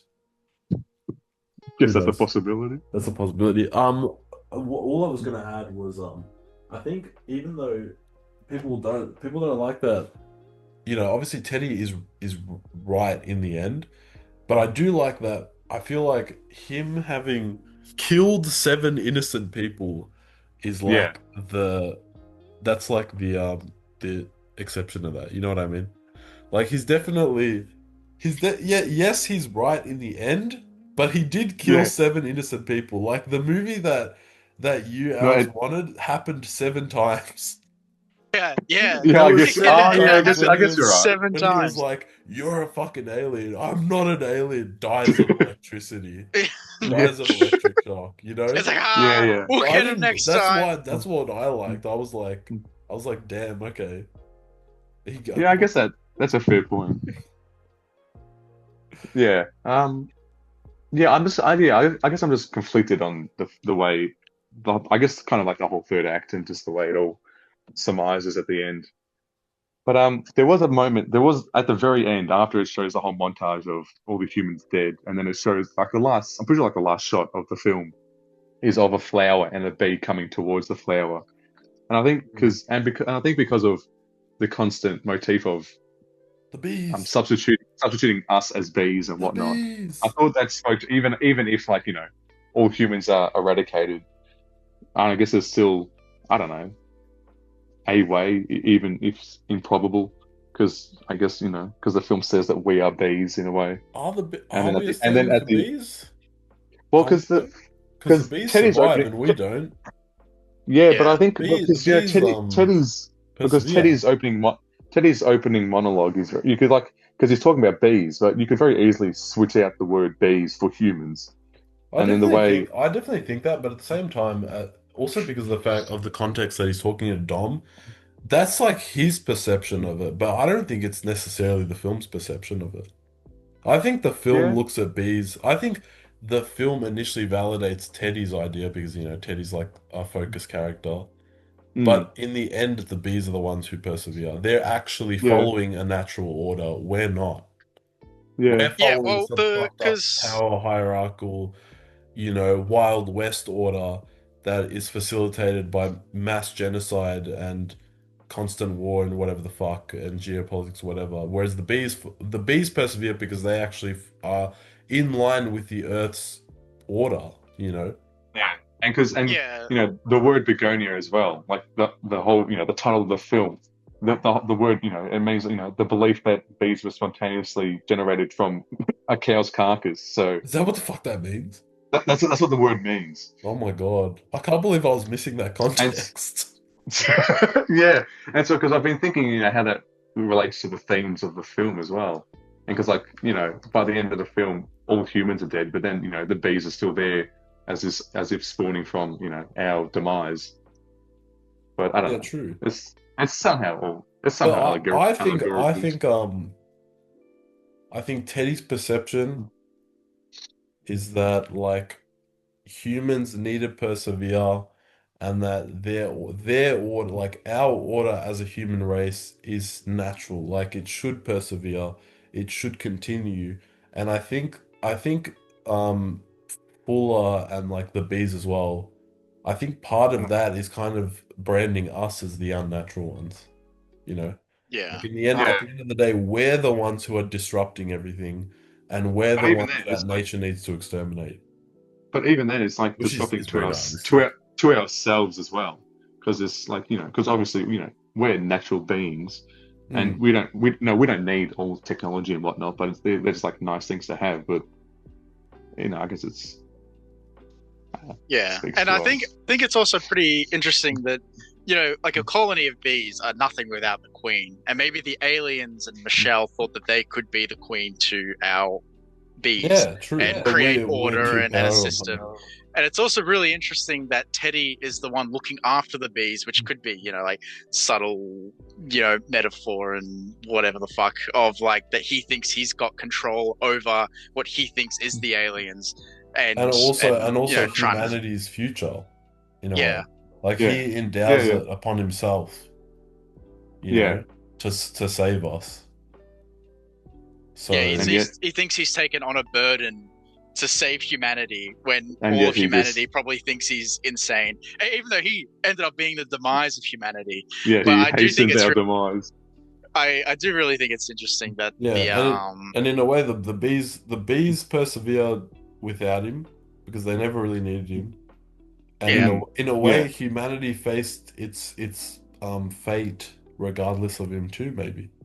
Yeah, Yeah. like humans didn't need him to try and step in, and we would have been fine without him. But because he stepped in and tried to protect us and failed, and then the queen bee, whatever, Anyway, left, it all and the makes whole sense colony in fell some apart. abstract It's way. all It's all yeah. fucking connected in the It's all- cosmos. It's all a full circle. Yeah, it's all a life cycle. It's all about them Yeah. bees, man. Okay. So I think do we want to talk any more? Do we want to talk about cinematography, performances, music? I mean, all of that's I don't great. know. I love as the usual, music the in score Yorgos was films. the Like, score was is fantastic. Yeah, it's it's always so good. daunting. It's so like Yeah. specific. All like it's Yeah, like there's- it's like there is something bigger going on here, and it makes us feel that way. And that's what's really interesting. Is like, oh, is she not she? But the music is like, yeah, bro, there's something big happening. Like we're making you Yeah. feel like something big happening. Like it's so big and orchestrated. I don't know.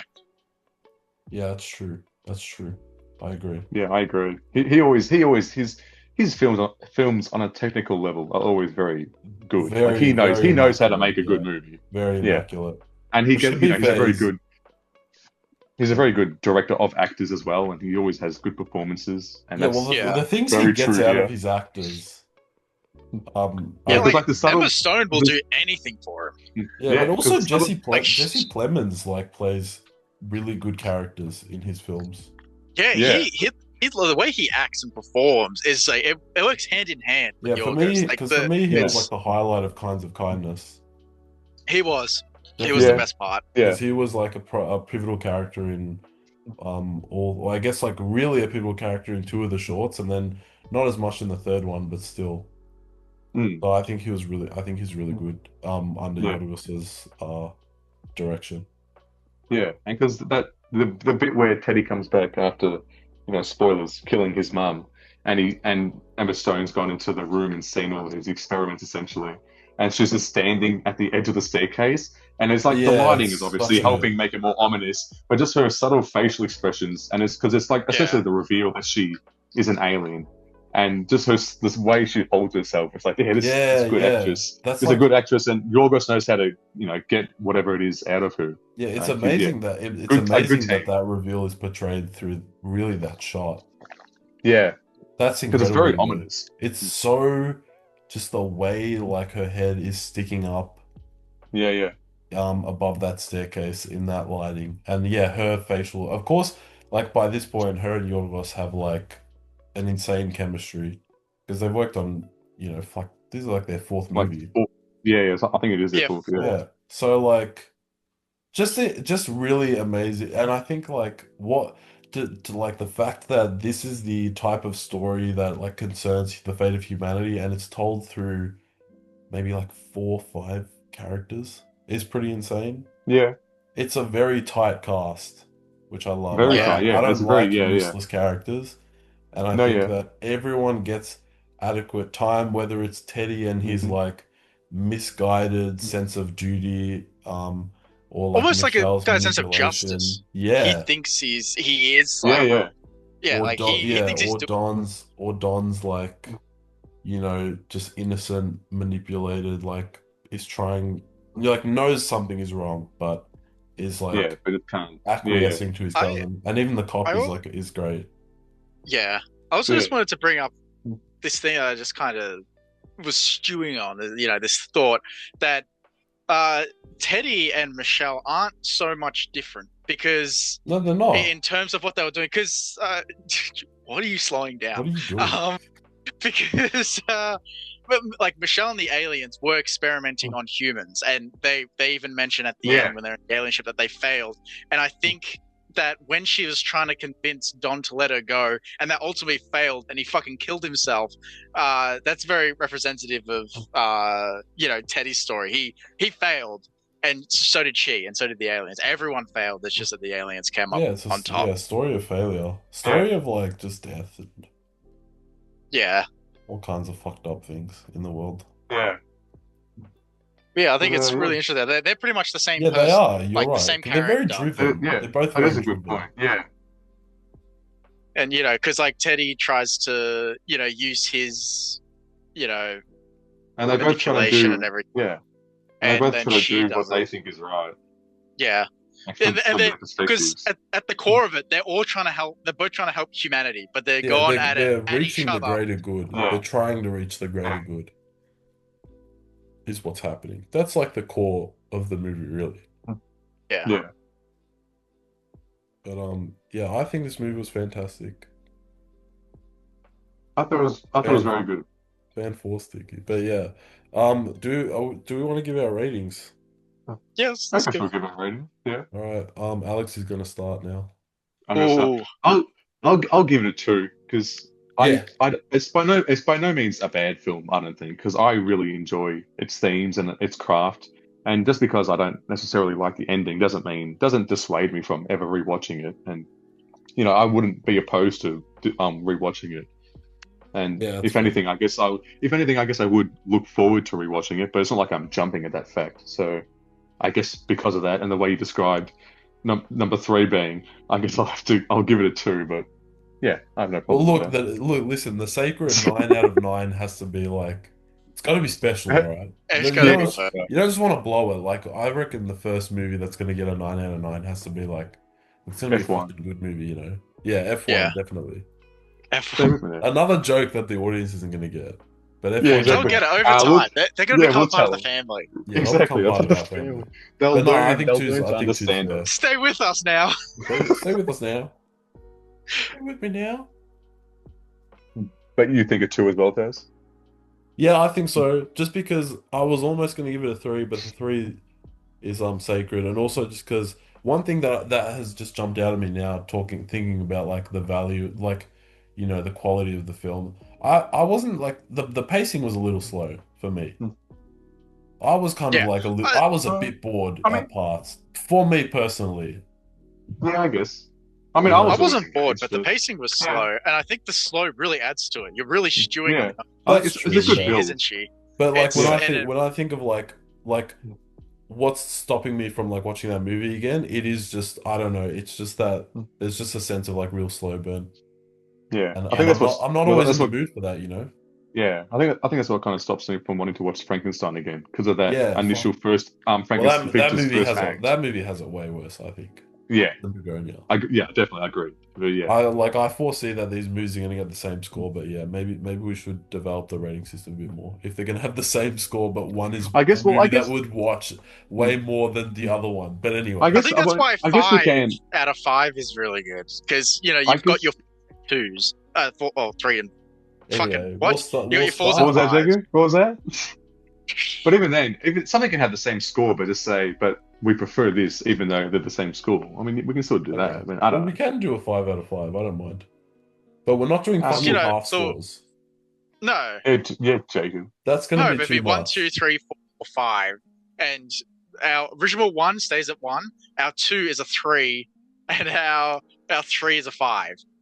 It's got So then, 3.5. for example, Bugonia, I'm Yeah, giving it a 2 and as then the well. That four would be and a the 4 4 and 2 are instead. like a bit more grey area scores. Yeah, I get Yeah. that. And it's still enjoyment level. Okay, I'm happy with that, yeah. Yeah.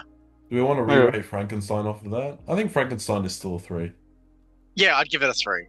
Frankenstein will be a 3. No, well, So- now it's so a, what- you know, Out it of used to be a 5. 2, but now it's a Yeah. 3 out of 5, which is Yeah, it's in the And so, middle. what was the three? Okay, so which if is a three, 9 out of three is 15. essentially. It's a 9 So out. three. Imagine that. That's a 9. Oh my we've got an god. out It's of a 9 out 15 of score. It's a 15. 9 out of 15. It's mostly So, good.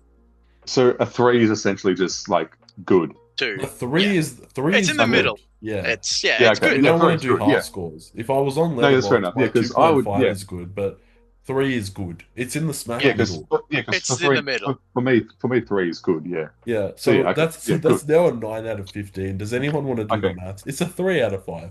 We'll just say it's a 3. If we've all got the same It's a score, it's a 3 yeah, out it's of a 3 5. out I of don't 5. care. Yeah. There's Okay. so And so- much work. Okay. And so under Going that, back to Bugonia. Imagine at the Okay. end of like the year, let's say we have like all these scores, and It's one's just like manic. 3 out of 5, one's like 6 out of 15, one is like incomprehensible even to us. one's like 5 out of 6. It's all just multiple of 3 ratings. I like it. It's all part of the point. No, we'll average it out. I don't know. We'll do out of 5, but then if like we have a weird one, we can do like 3 point something out of 5. I don't fucking know. We'll figure it out. We'll We'll just figure put it it out on there. again. Anyway, so Alex, what would your Bugonia now? Yeah, what's So your So then new if Bugonias? so Is it still so 3? if three is just average and just good, Yeah. and I would give it a 4 then, because it is still a very good movie in my opinion. Yeah. Even for the things that I don't really Yeah, like. I give it a 4 too. Yeah, I'd give it a 4 because I was gonna say it's not a 2. It's more than a 2. We're back on the ratings of 3, but 4 fits Yeah. better.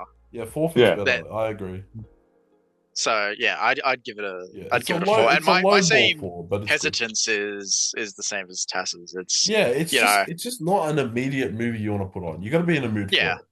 You got to be in Yeah. a Yeah, mood for it. I would say so. Yeah. You know, and that's not a problem if it was, I don't know, if it was just more like, I don't know, if the movie was like maybe, I don't know, if a bit deeper, but if the movie just had like an X factor that like I can still break through that's different. But it's just like for me personally, like, yeah, it's not a movie that I'm like jumping to watch again, but I will. Because watch for it. me, movies with big twists that get revealed, it's harder for me to go back to. But like Bugonia, I'd definitely revisit it one more Yeah, time just to see to from the see it. perspective that she Yeah. is an alien. But I don't Yeah. see myself watching it a third.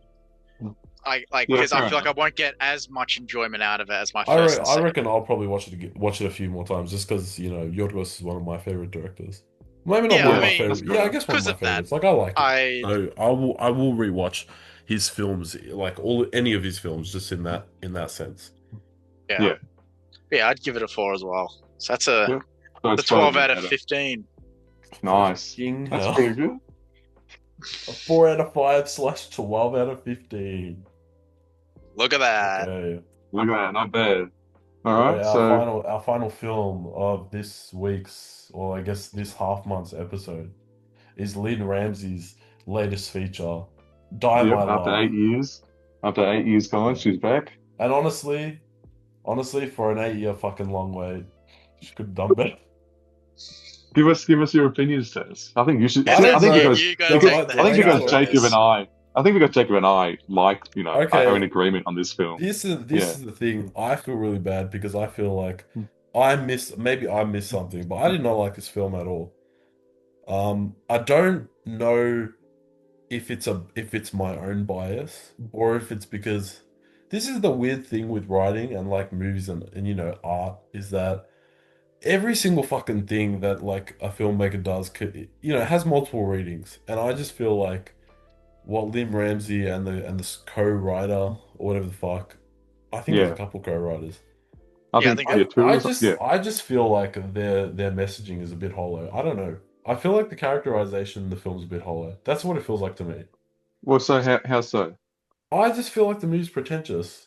Like, I watched the movie In like and let me describe the viewing experience, right? I was watching it in cinemas and we get like 10 minutes in. And it's the scene where like she's reminiscing about like the father's house, like yeah, about how it's not her father's, about how the it's uncle's house. her father-in-law's, her uncle-in-law's Her house. uncle-in-law's. Yeah, And the dad's there, and her father-in-law's in there in the house. She's pregnant, and he's yeah, like, these fucking shoes, and he's like, they don't yeah. fit or something. And I don't know. At that point, I started wrinkling my brow. Well, it's because You know what I mean? it's saying And well, even 'cause, before well, that, there's the opening scene, and she's like, she eats the cake. She takes a bite out of the cake, and she goes, "The cake is too sweet." And I'm like, "Ugh." because then she says, a real mum wouldn't have made such a sweet cake or something. Yeah, Because she's always like judging herself. But I think like back to the father-in-law, because he's obviously got dementia or Parkinson's. Parkinson's and whatnot. And so I think, and because the way he's even in that short scene, you see the way that his family, I guess, essentially like dismiss whatever he's doing, and because the way they all kind of just like laugh at him, and then just because he's complaining about these shoes, how they just dismiss whatever it is he's doing. yeah, And I think that's kind of speaking as well to how then when she starts suffering from postnatal depression, everyone kind of just dismisses it and doesn't even take notice of it. And so I think that's why that scene like is it's in the parallel. film.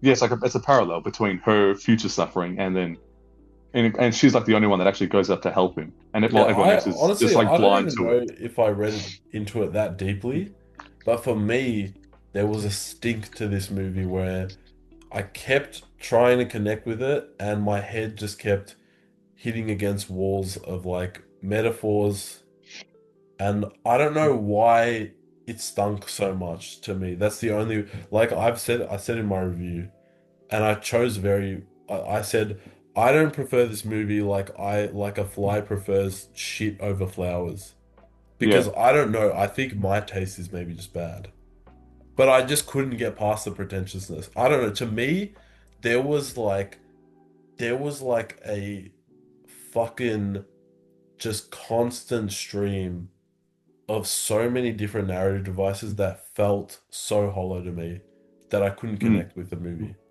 I just Yeah, felt right. like there was a layer of like human skin that should be obstructing my vision of everything that's going on and like making me question more and like love the characters more. And I just feel like at every turn I could kind of see through the writing in a way that like ruined the movie for me. But that Mm. might also just be because like I was turned off in like I was literally turned off in like the first 10 minutes, and like when you're viewing a movie and like you've already got that perception, like Yeah, it's hard to come that's out. gonna color your Yeah. experience, Of course, yeah. like I've got my shit glasses on and I'm not really seeing the movie for what it is. So like I Yeah. want to know why you guys love the movie, because I want to love what you guys love. I And wouldn't say want to be But I'd not say love, it but I would. want Yeah, I I think want it's like I prefer to like a movie, yeah. Yeah. than to feel this Well- way about a movie, and especially about a movie that you guys like were really affected by, Well, there was there was two things I didn't like about it, and I can't remember one of them. It'll come to me, but one of them that I didn't necessarily love was the unnecessary murder of a dog. Like they didn't have to show it. But that's what I mean. Like that's what I mean yeah, when I talk about like useless like see-through narrative devices. Like the dog is I a guess metaphor for like an annoyance for of some her, kind, and but I her think and it's she like pushes to kill it because not necessarily because that's what she would do as a human, but because it's saying something. You know? but I guess also Yeah. because yeah, That's what I mean. That's But what I and didn't for agree me, with the showing murder of a dog. Like yeah. having the dog die off screen. Like if they just cut away after she took it out into the field and pointed the gun at it, I mean, whatever. I wouldn't have had such a big of an issue. But I think it's too almost edgy. I don't know. Yeah, It's that's what I feel about the it's movie. I feel like it's really edgy. I do, but I do Fucking feel that like it's a film that it's talking about a subject that is rarely talked about, and so when if it's going to show you something, it's even if it because the disorder itself is incredibly unpleasant, and so even and so everything that it shows in the film is unpleasant, and including the murder of a dog, and so I don't know. I think that somehow justifies it because it's not just like killed for the sake of let's just kill this dog for no reason.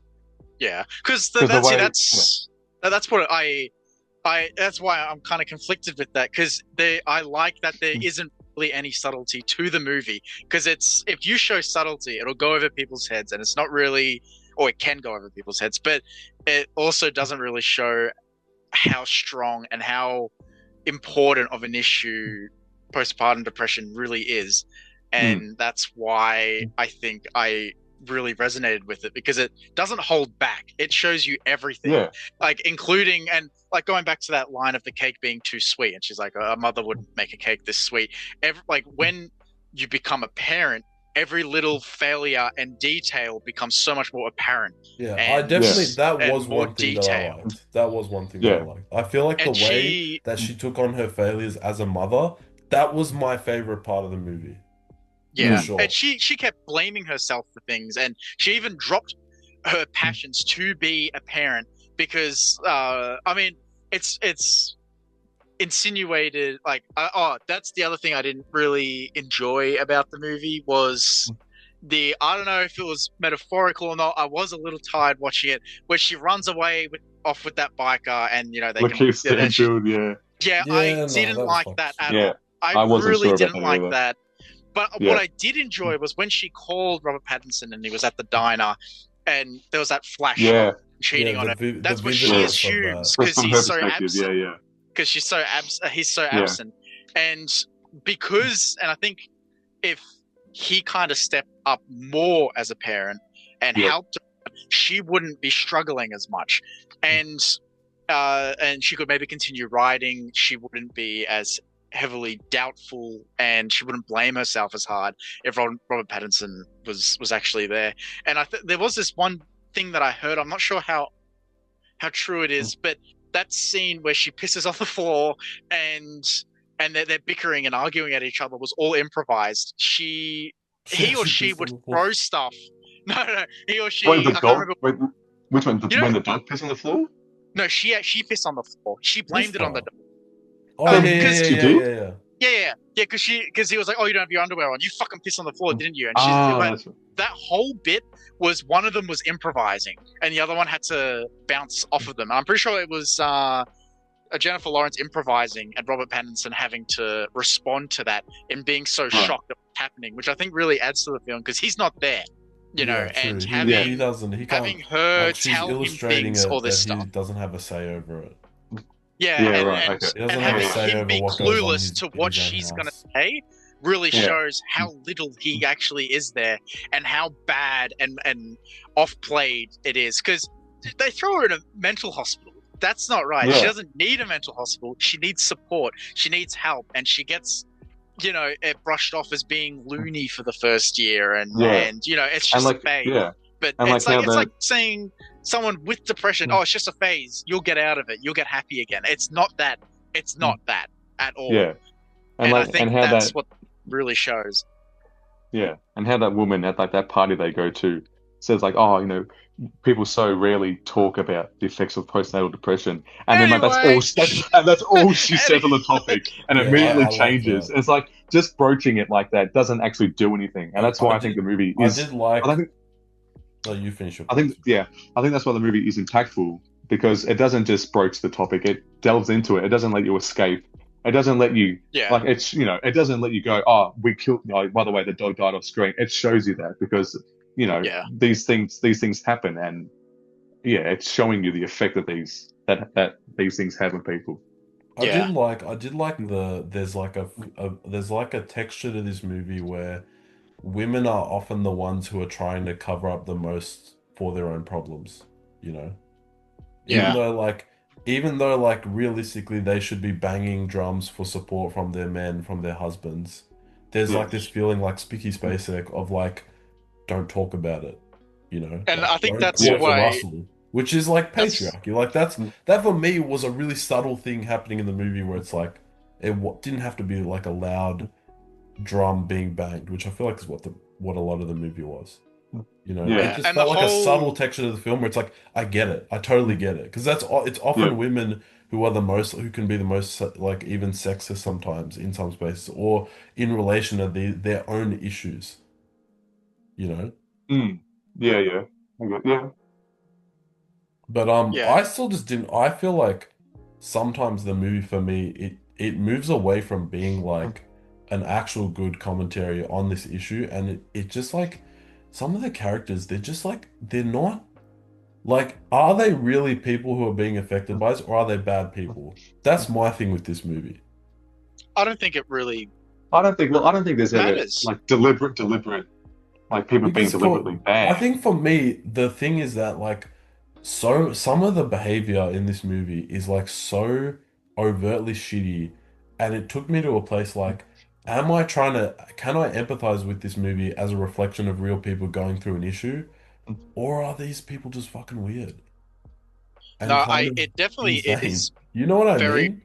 it definitely is very real Like because Robert I Pattinson to me doesn't make an like as a dad, he does not make enough of an effort to be the kind of to be in that role where he's like, everything we're just trying so hard to get through this period of our lives, but she's got this issue. It just feels like But I think he is doing everything to make it way worse, and he's but I think doing it because he's a that's shitty person. but I don't think he's a shitty person. I think no, it's I just think speaking he's a to very reality. scared person I think it's just speaking to because reality of how people don't know how to deal with those kind of things because I guess they're afraid of what might happen or because they just don't know. Okay, yeah, like he's yeah, being and avoidant. yeah, Yeah, because because they the don't want to face the music. Yeah. yeah, and having a being a first time parent is really scary, and I think Robert Pattinson being away uh from his family so often is it has to do with a lot of fear. I feel like he's trying to keep his mind preoccupied, probably because he doesn't know what to do. And when he's forced to step up, he finally does, but by then it's too late. But just the fact that he tries to keep himself occupied with work, and he might not even be working. He might just be away because he knows he can't deal with the stresses at home with his uh, you know, fiance because they get married at the end. So I don't know if she's Yeah. fiance or just partner, Yeah, I but don't know. That was weird. he doesn't really want to step up and deal with that as well as raising a child. So he just kind of leaves it, which I'm not justifying his acts. That's a pretty, shitty thing to do. But I understand how scared and frightening parenthood can be. Well, I don't. I'm not a parent myself, but I can see how it can Yeah, be. you can And I empathize with think, it. yeah, I Hmm. empathize with it. But yeah, but like you saying, like they're not shitty people, but they're kind of doing shitty things unintentionally just because they're scared and they don't know what to do. And I think that's what's really interesting about the movie and how realistic that is. Because I'm sure there are thousands and thousands of partners and marriages that are going through this either now or have been probably millions and billions, but but right now there are probably thousands of people, going through that. Hmm. So yeah, I think it's really interesting and realistic in that sense. Yeah, That's a fair I point. get what you mean. I think for me, I don't know. For me, it was just too much of a step. I think even just the way that like there's the part where he literally takes her in the car and like they leave the baby at the house. Yeah, Yeah. that's pretty. It's very erratic. Like it's a very erratic. Again, kind of falls in line, but it's part of what I think is like sometimes doesn't click with me in the writing where it's like this is yes, like this is the emotion that we have to feel like there's an emotion of like this fucking child and like the responsibility of it. But like, does that have to be made literal? Or is there But like I a more subtle way Well, to portray I don't that they're think. trying to that in that moment that they want to just leave the responsibility of, or that he wants to leave the responsibility of the baby at least momentarily. That doesn't involve literally dragging his wife into the car. Well, I don't think it needs to be subtle because it's yeah, exactly. displaying. That's I think because it's displaying such a a disorder that's so neglected, and that in reality would be seen as being subtle, and the way it's shown as being subtle, and because so many people don't pick up on it. I think the fact that it's not subtle is good because even when it's not subtle and these crazy things do happen, like when she jumps through the window, when she messes up the bathroom, even when she does these bombastic things, even then she's not taken fully serious. And I think that speaks to how even in reality, when it's not like that, it's even worse for the woman because it's not at all taken serious. And so I yeah, think it's good that I think it speaks volumes that it's not subtle. yeah, because she wants to just be seen and wants to feel again. Like that's why I think the whole sex-driven thing is interesting. Actually, before I get into that, I just want to go back to Robert Pattinson dragging Jennifer Lawrence into the car and Yeah. leaving the baby. I think we should think about, or this is how I think about the situation, is that he knows with the baby around. Now, I'm not justifying this. You should never leave your newborn baby alone in a house, no matter how safe or secure Yeah, it is. That is a everyone at horrible home idea. better be listening. Yeah, better Dude, be Wise listening, words be to good live by. parents, all right?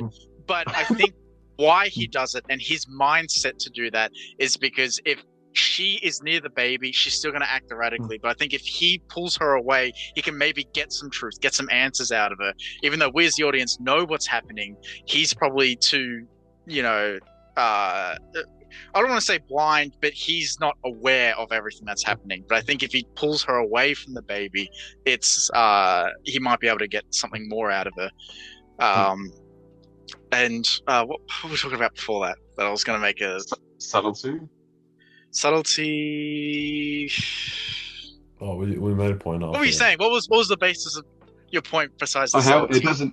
it doesn't need to be Doesn't subtle need to be because subtle. in reality those things already are, and because Oh yeah, because she wants to. Fuck! I had a good point and it's gone now. It'll come back to me. But I think, but yeah, like her jumping through the window and scratching up the walls and everything. It's to be seen and feel. and Because even then it doesn't work. yeah, even then it doesn't work. And she's she's treated almost like a child. Like she's not taken seriously. Everyone just it's like Very a good dismissive. example.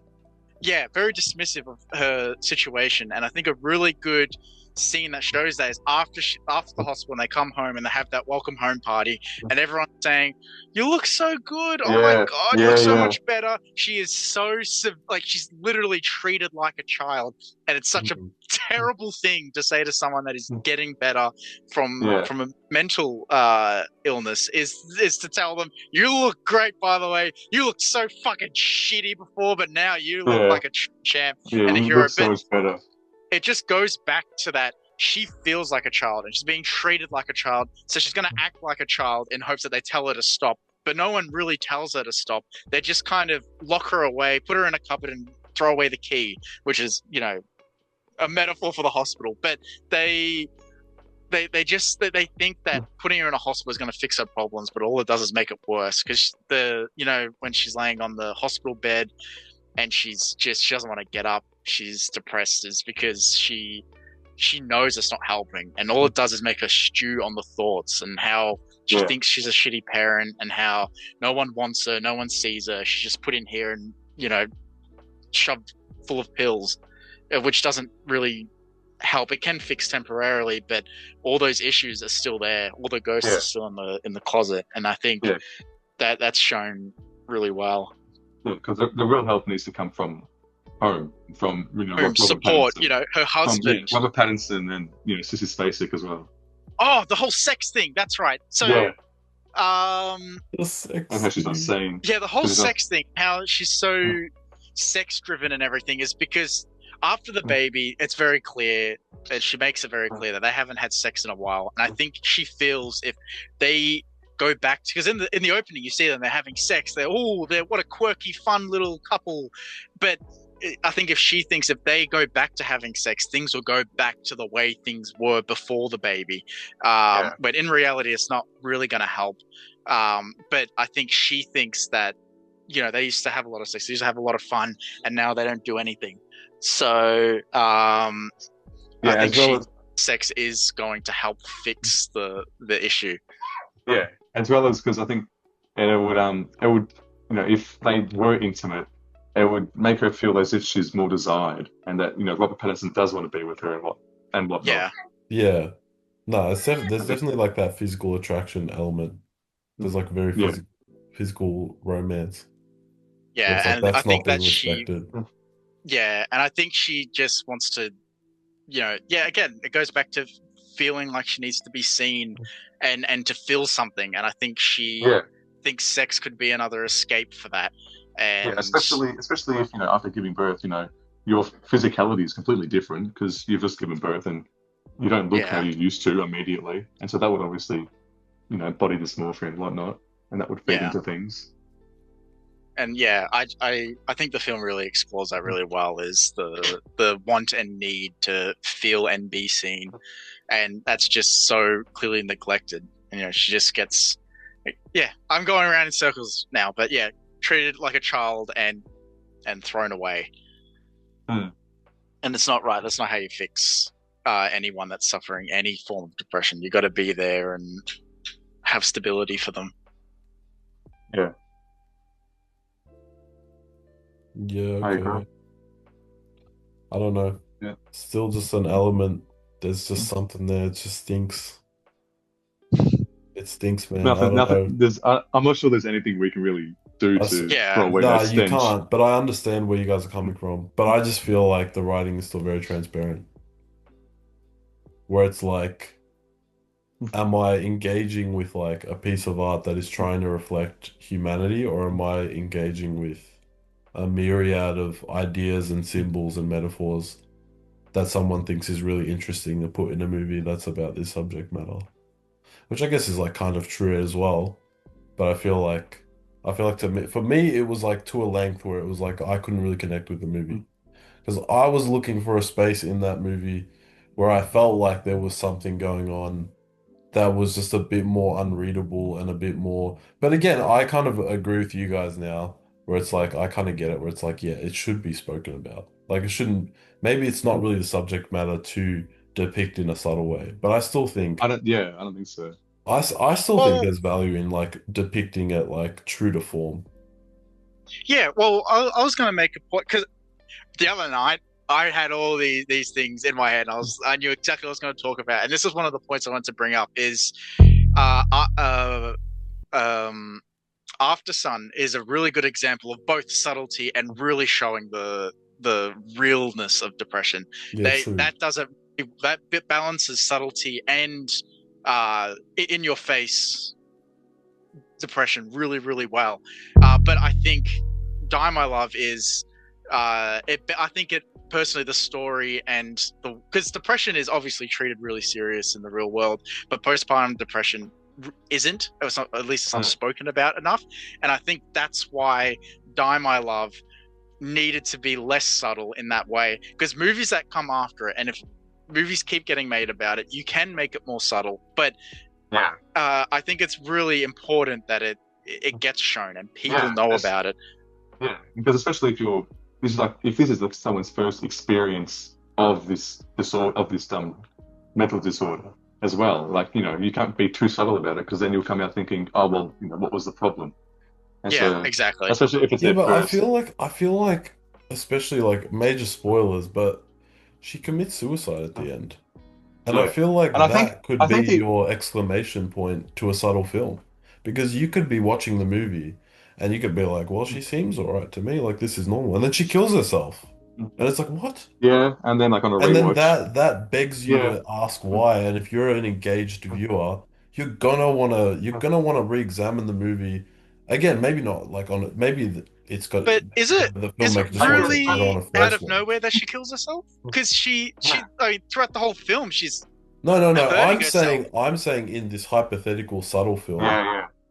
But I think in what I would have liked from a movie that was Yeah, about these I get what issues. you mean. The Whereas whole for me, use it's of understand it what like you mean. was for in me, a it's subtle and like for metaphorical me, it's way. like because that that would that be really like now thinking about it now, it's like for me, it's like, well, the suicide is like the big moment, you know. I yeah. feel like you could build No, a film I around do that I moment. do definitely I do definitely agree that would be a good But way to I guess at the same format time, this film. I guess at the same time though, the actual like, because I'm sure that there, you know, even though there is like a level of exaggeration, I'm sure, going on with like the way that Jennifer Lawrence's character acts, it Mm. probably is still good to show these types of behaviors and not just to But be yeah, like, because you know, because then and like how in like in that scenario of it's like a surprise. That's like why did she do this? I think it's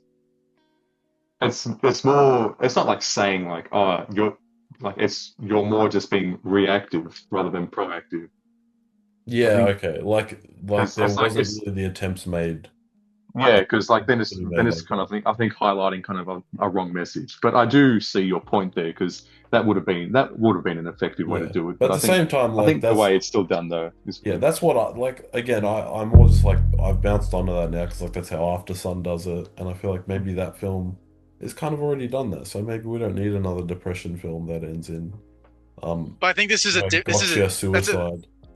that this is like a I get what you're saying, but I think this is a different form of depression that isn't seen and isn't spoken about. So it is still a Yeah, story that needs to be told, and how it can what it can lead to, which is what After Sun does really well. If depression goes unnoticed and unchecked, it can lead to suicide. And I think if yeah, postpartum depression does keep going on and unchecked, it can also lead to suicide, which, yeah. in my opinion, they both do really well in their own right. I agree. Yeah, fair Like enough. they can tell the same thing and show the same thing, but it is a real thing that does happen and is it doesn't it's not really yeah, I don't know. I think Yeah, both needed to be told that way. It can be done differently, and I get the whole it doesn't need to be shown subtly, but then the ending is quite subtle. Well, not really subtle, but metaphorical in you know suicide. But yeah, I don't know. I think it all still really works, and could it have been better? Maybe.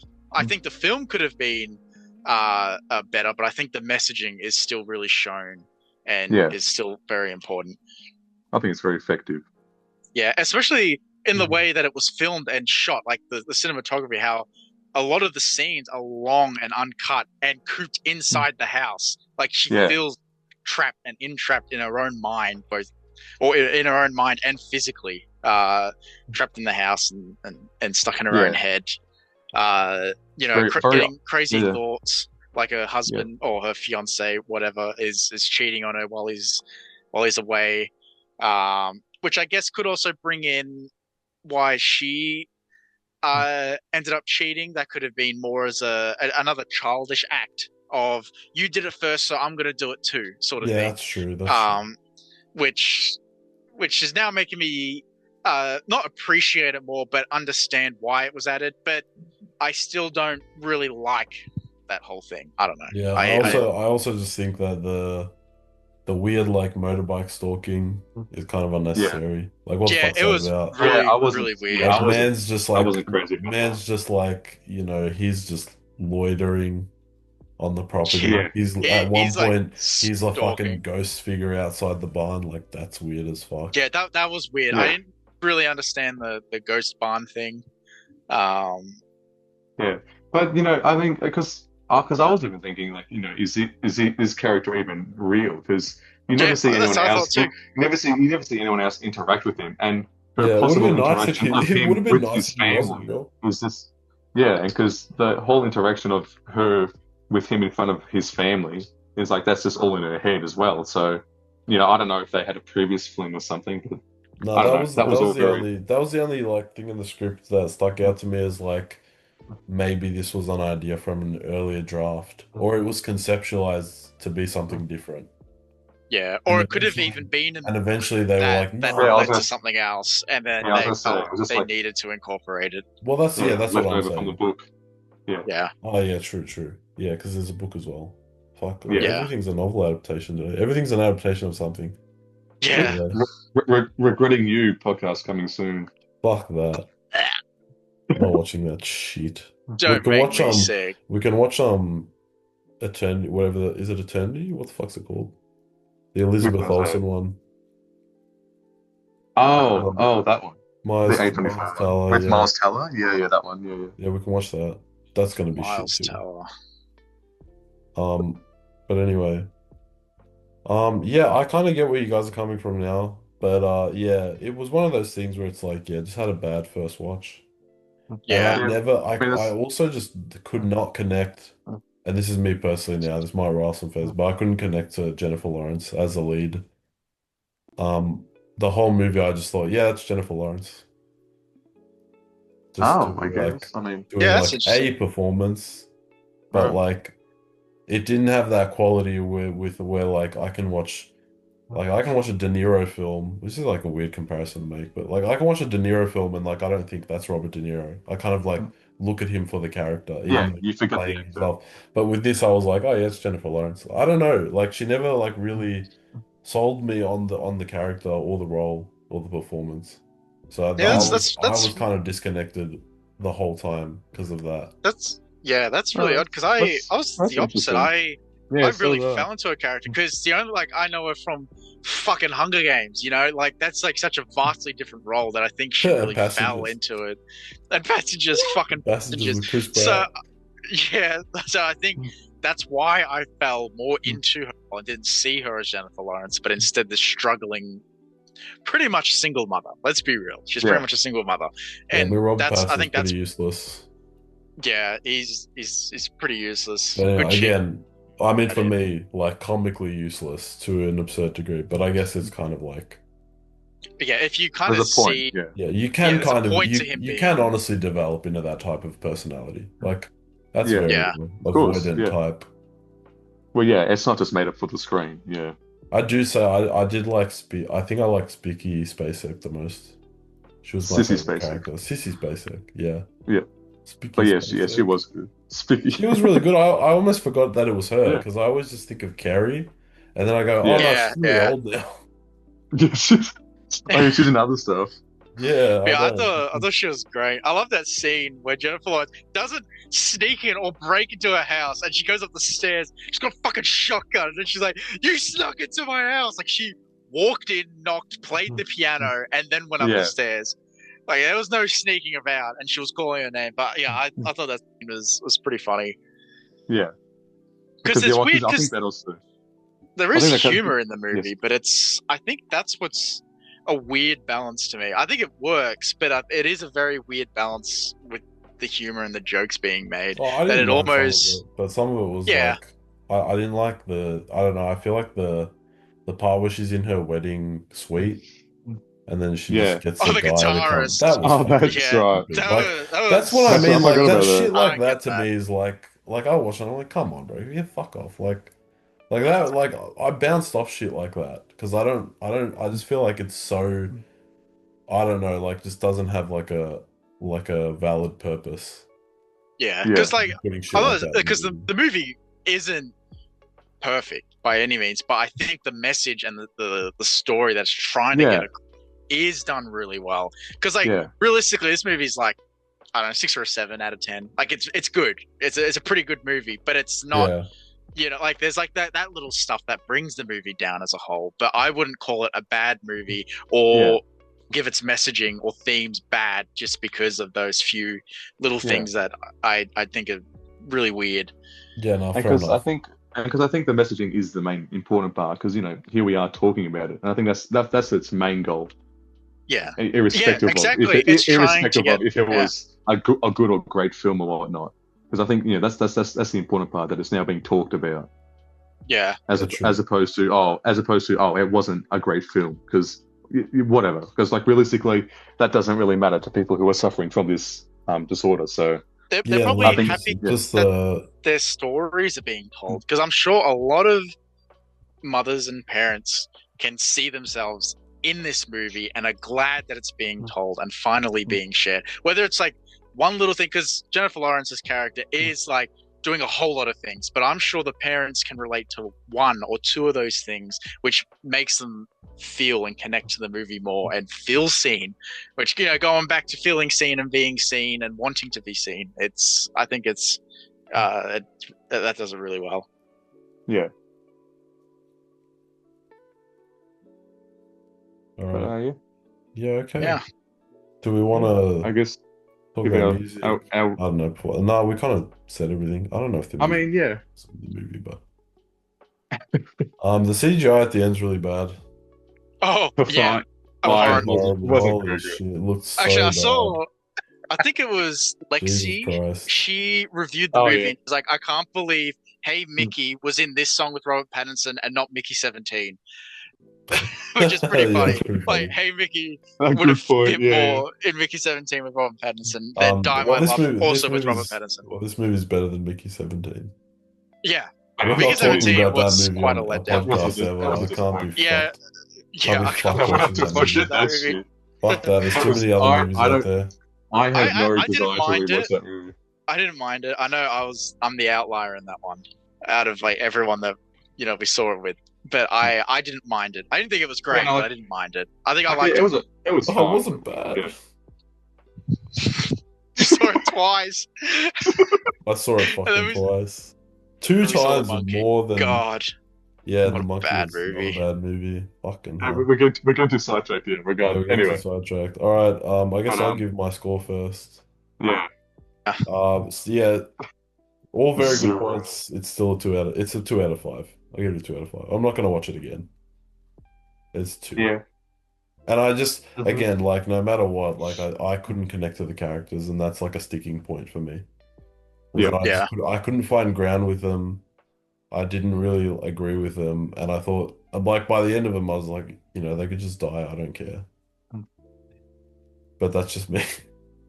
That's just my jaded take on it. I was like, fucking, I don't fucking care about this fucking shit Yeah. and all this wankery. I'm good. So anyway, yeah, that's my score. It's 2 out of 5. Yeah. Okay. Jacob. What do I have to go? Because it's. See, this is why I didn't Give rank it a it 2 out of on 5. Letterboxd. Yeah. No, so- I couldn't Give it a rank 2 out of 5. because you see, so is 3 still? I will watch it again. No, 3 Because- can be Because- that, but 3 can also just be a marker of quality. Yeah, Right. because I'd give it a 3 then, because I don't necessarily want to revisit it, but I think the messaging, Yeah, And yeah, themes and everything is really well definitely valid. but it's like Frankenstein, I gave a 4 out of 5, right? But I will go and watch that again. But this movie, I won't. And but on terms of everything else, the whole movie as a whole is, I guess, a 3 out of 5. Will I rewatch it again? No, which would technically drop it to a 1 or a 2. But I'm gonna settle it as a 3 out of 5. Well, Just we because I can won't come tweak back to that. it. We can tweak that rule. I just Oh. made that rule more as like generally you As like a or way agree. to- Yeah. Generally you like or agree with the movie, you're gonna rewatch it. But in this Yeah. case, like you still say you like the movie, so you don't necessarily have to base it on whether Yeah. you're gonna rewatch it or not. Yeah, so I'd give it a Just say, 3 because I yeah. won't rewatch it, but I really like what it stands for and what it was telling. Yeah, that's definitely. But there Yeah. are also things in the movie that bring it down, which Yeah. can't be a 4. It has to be a 3 because there are things that I don't like, I disagree with, and that are The just dog. like the dog, The poor the dog. cheating, the CGI at the end. Just Oh, that really brought the Bad. film down. Vomited. no, it doesn't. But those are all things that when it Yeah, I understand. Yeah, So yeah, but 3 out of 5. yeah, for me. I basically completely agree with Jacob. Because realistically, I'd give this like a 7, but we're not doing half scores, so I'm not going to jump to a 4 for that. Yeah. So yeah, I definitely You have agree to with make you. the hard choice. I would You have say a 3 as well, and because same. Like I respect the film and whatnot, but I would never watch it again just because It's it's too too heavy. depressing. It's Very, because- very. Yeah, I just like I can't like I watched that movie and like I think I laughed several times.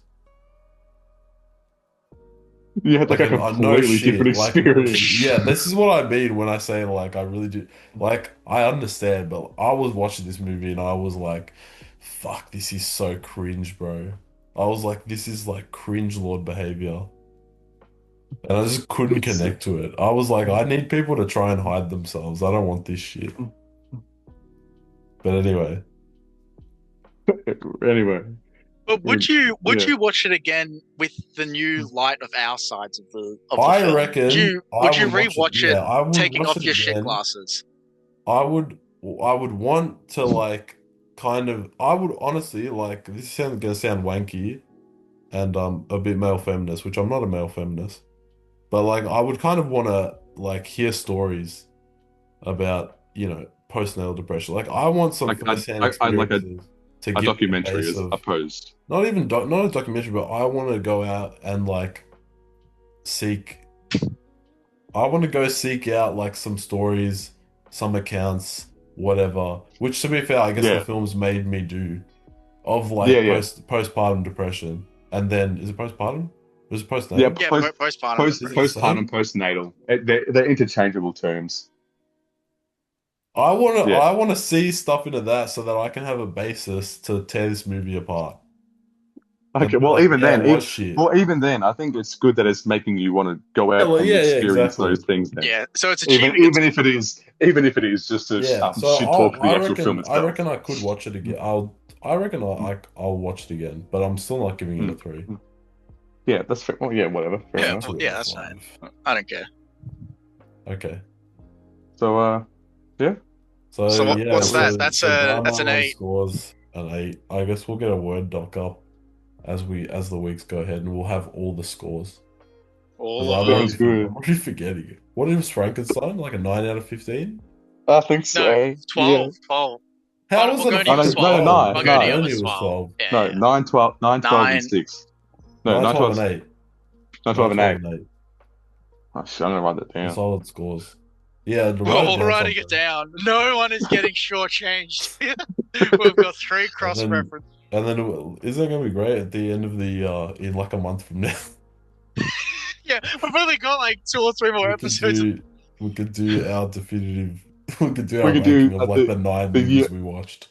The yearly rank. Well, we can year just in review. we can just do a year in review of just all of the other films we watched.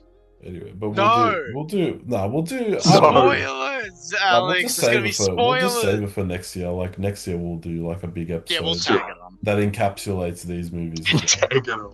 Yeah, just tag it on. It is like sloppy fucking last year's. Yeah, I reckon segments, I reckon that would be good. Actually, we do every year. We just do like, all right, because like by the end of the year, we'll have watched like, fuck, like 26 average. times 3.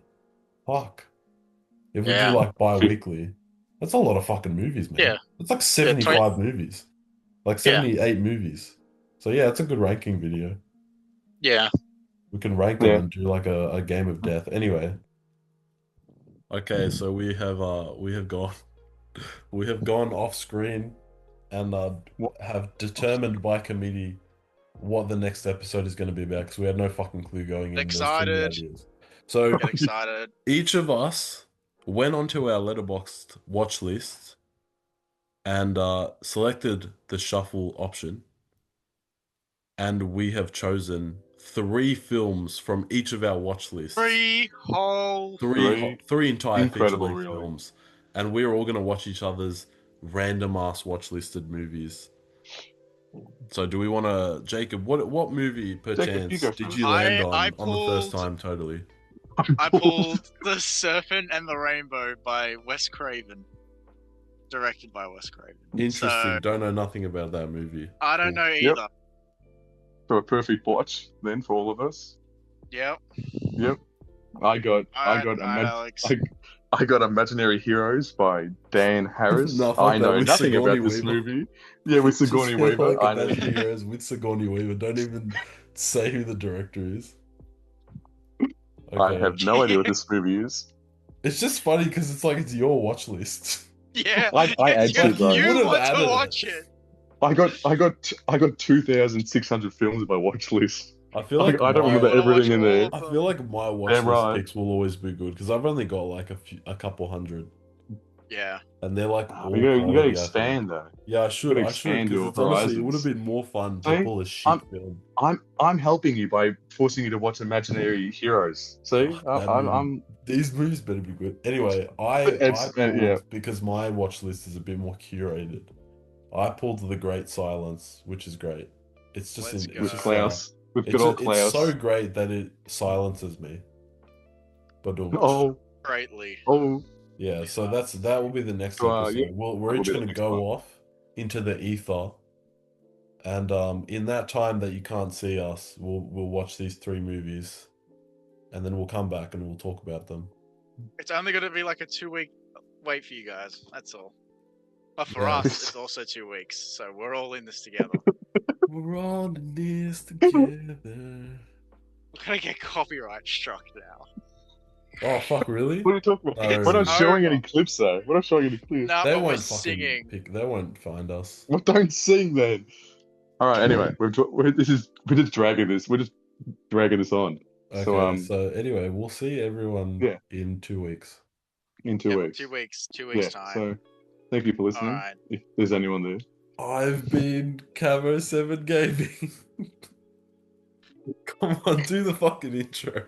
Do it. Come on, do it. I've been Camo 7 Gaming. I've been Alex Shitstocko. What is this for? What? It's all the fake bits. Well, and I've been Jacob Ford. So The Banfield boy, what the fuck? yeah. What the fuck? And we've been the 3 angry men. We've been angry. We've been We've been fuming. I've been angry. angry. We've been And then the so outro pissed music off. plays now. Okay. Alright, I'll stop recording.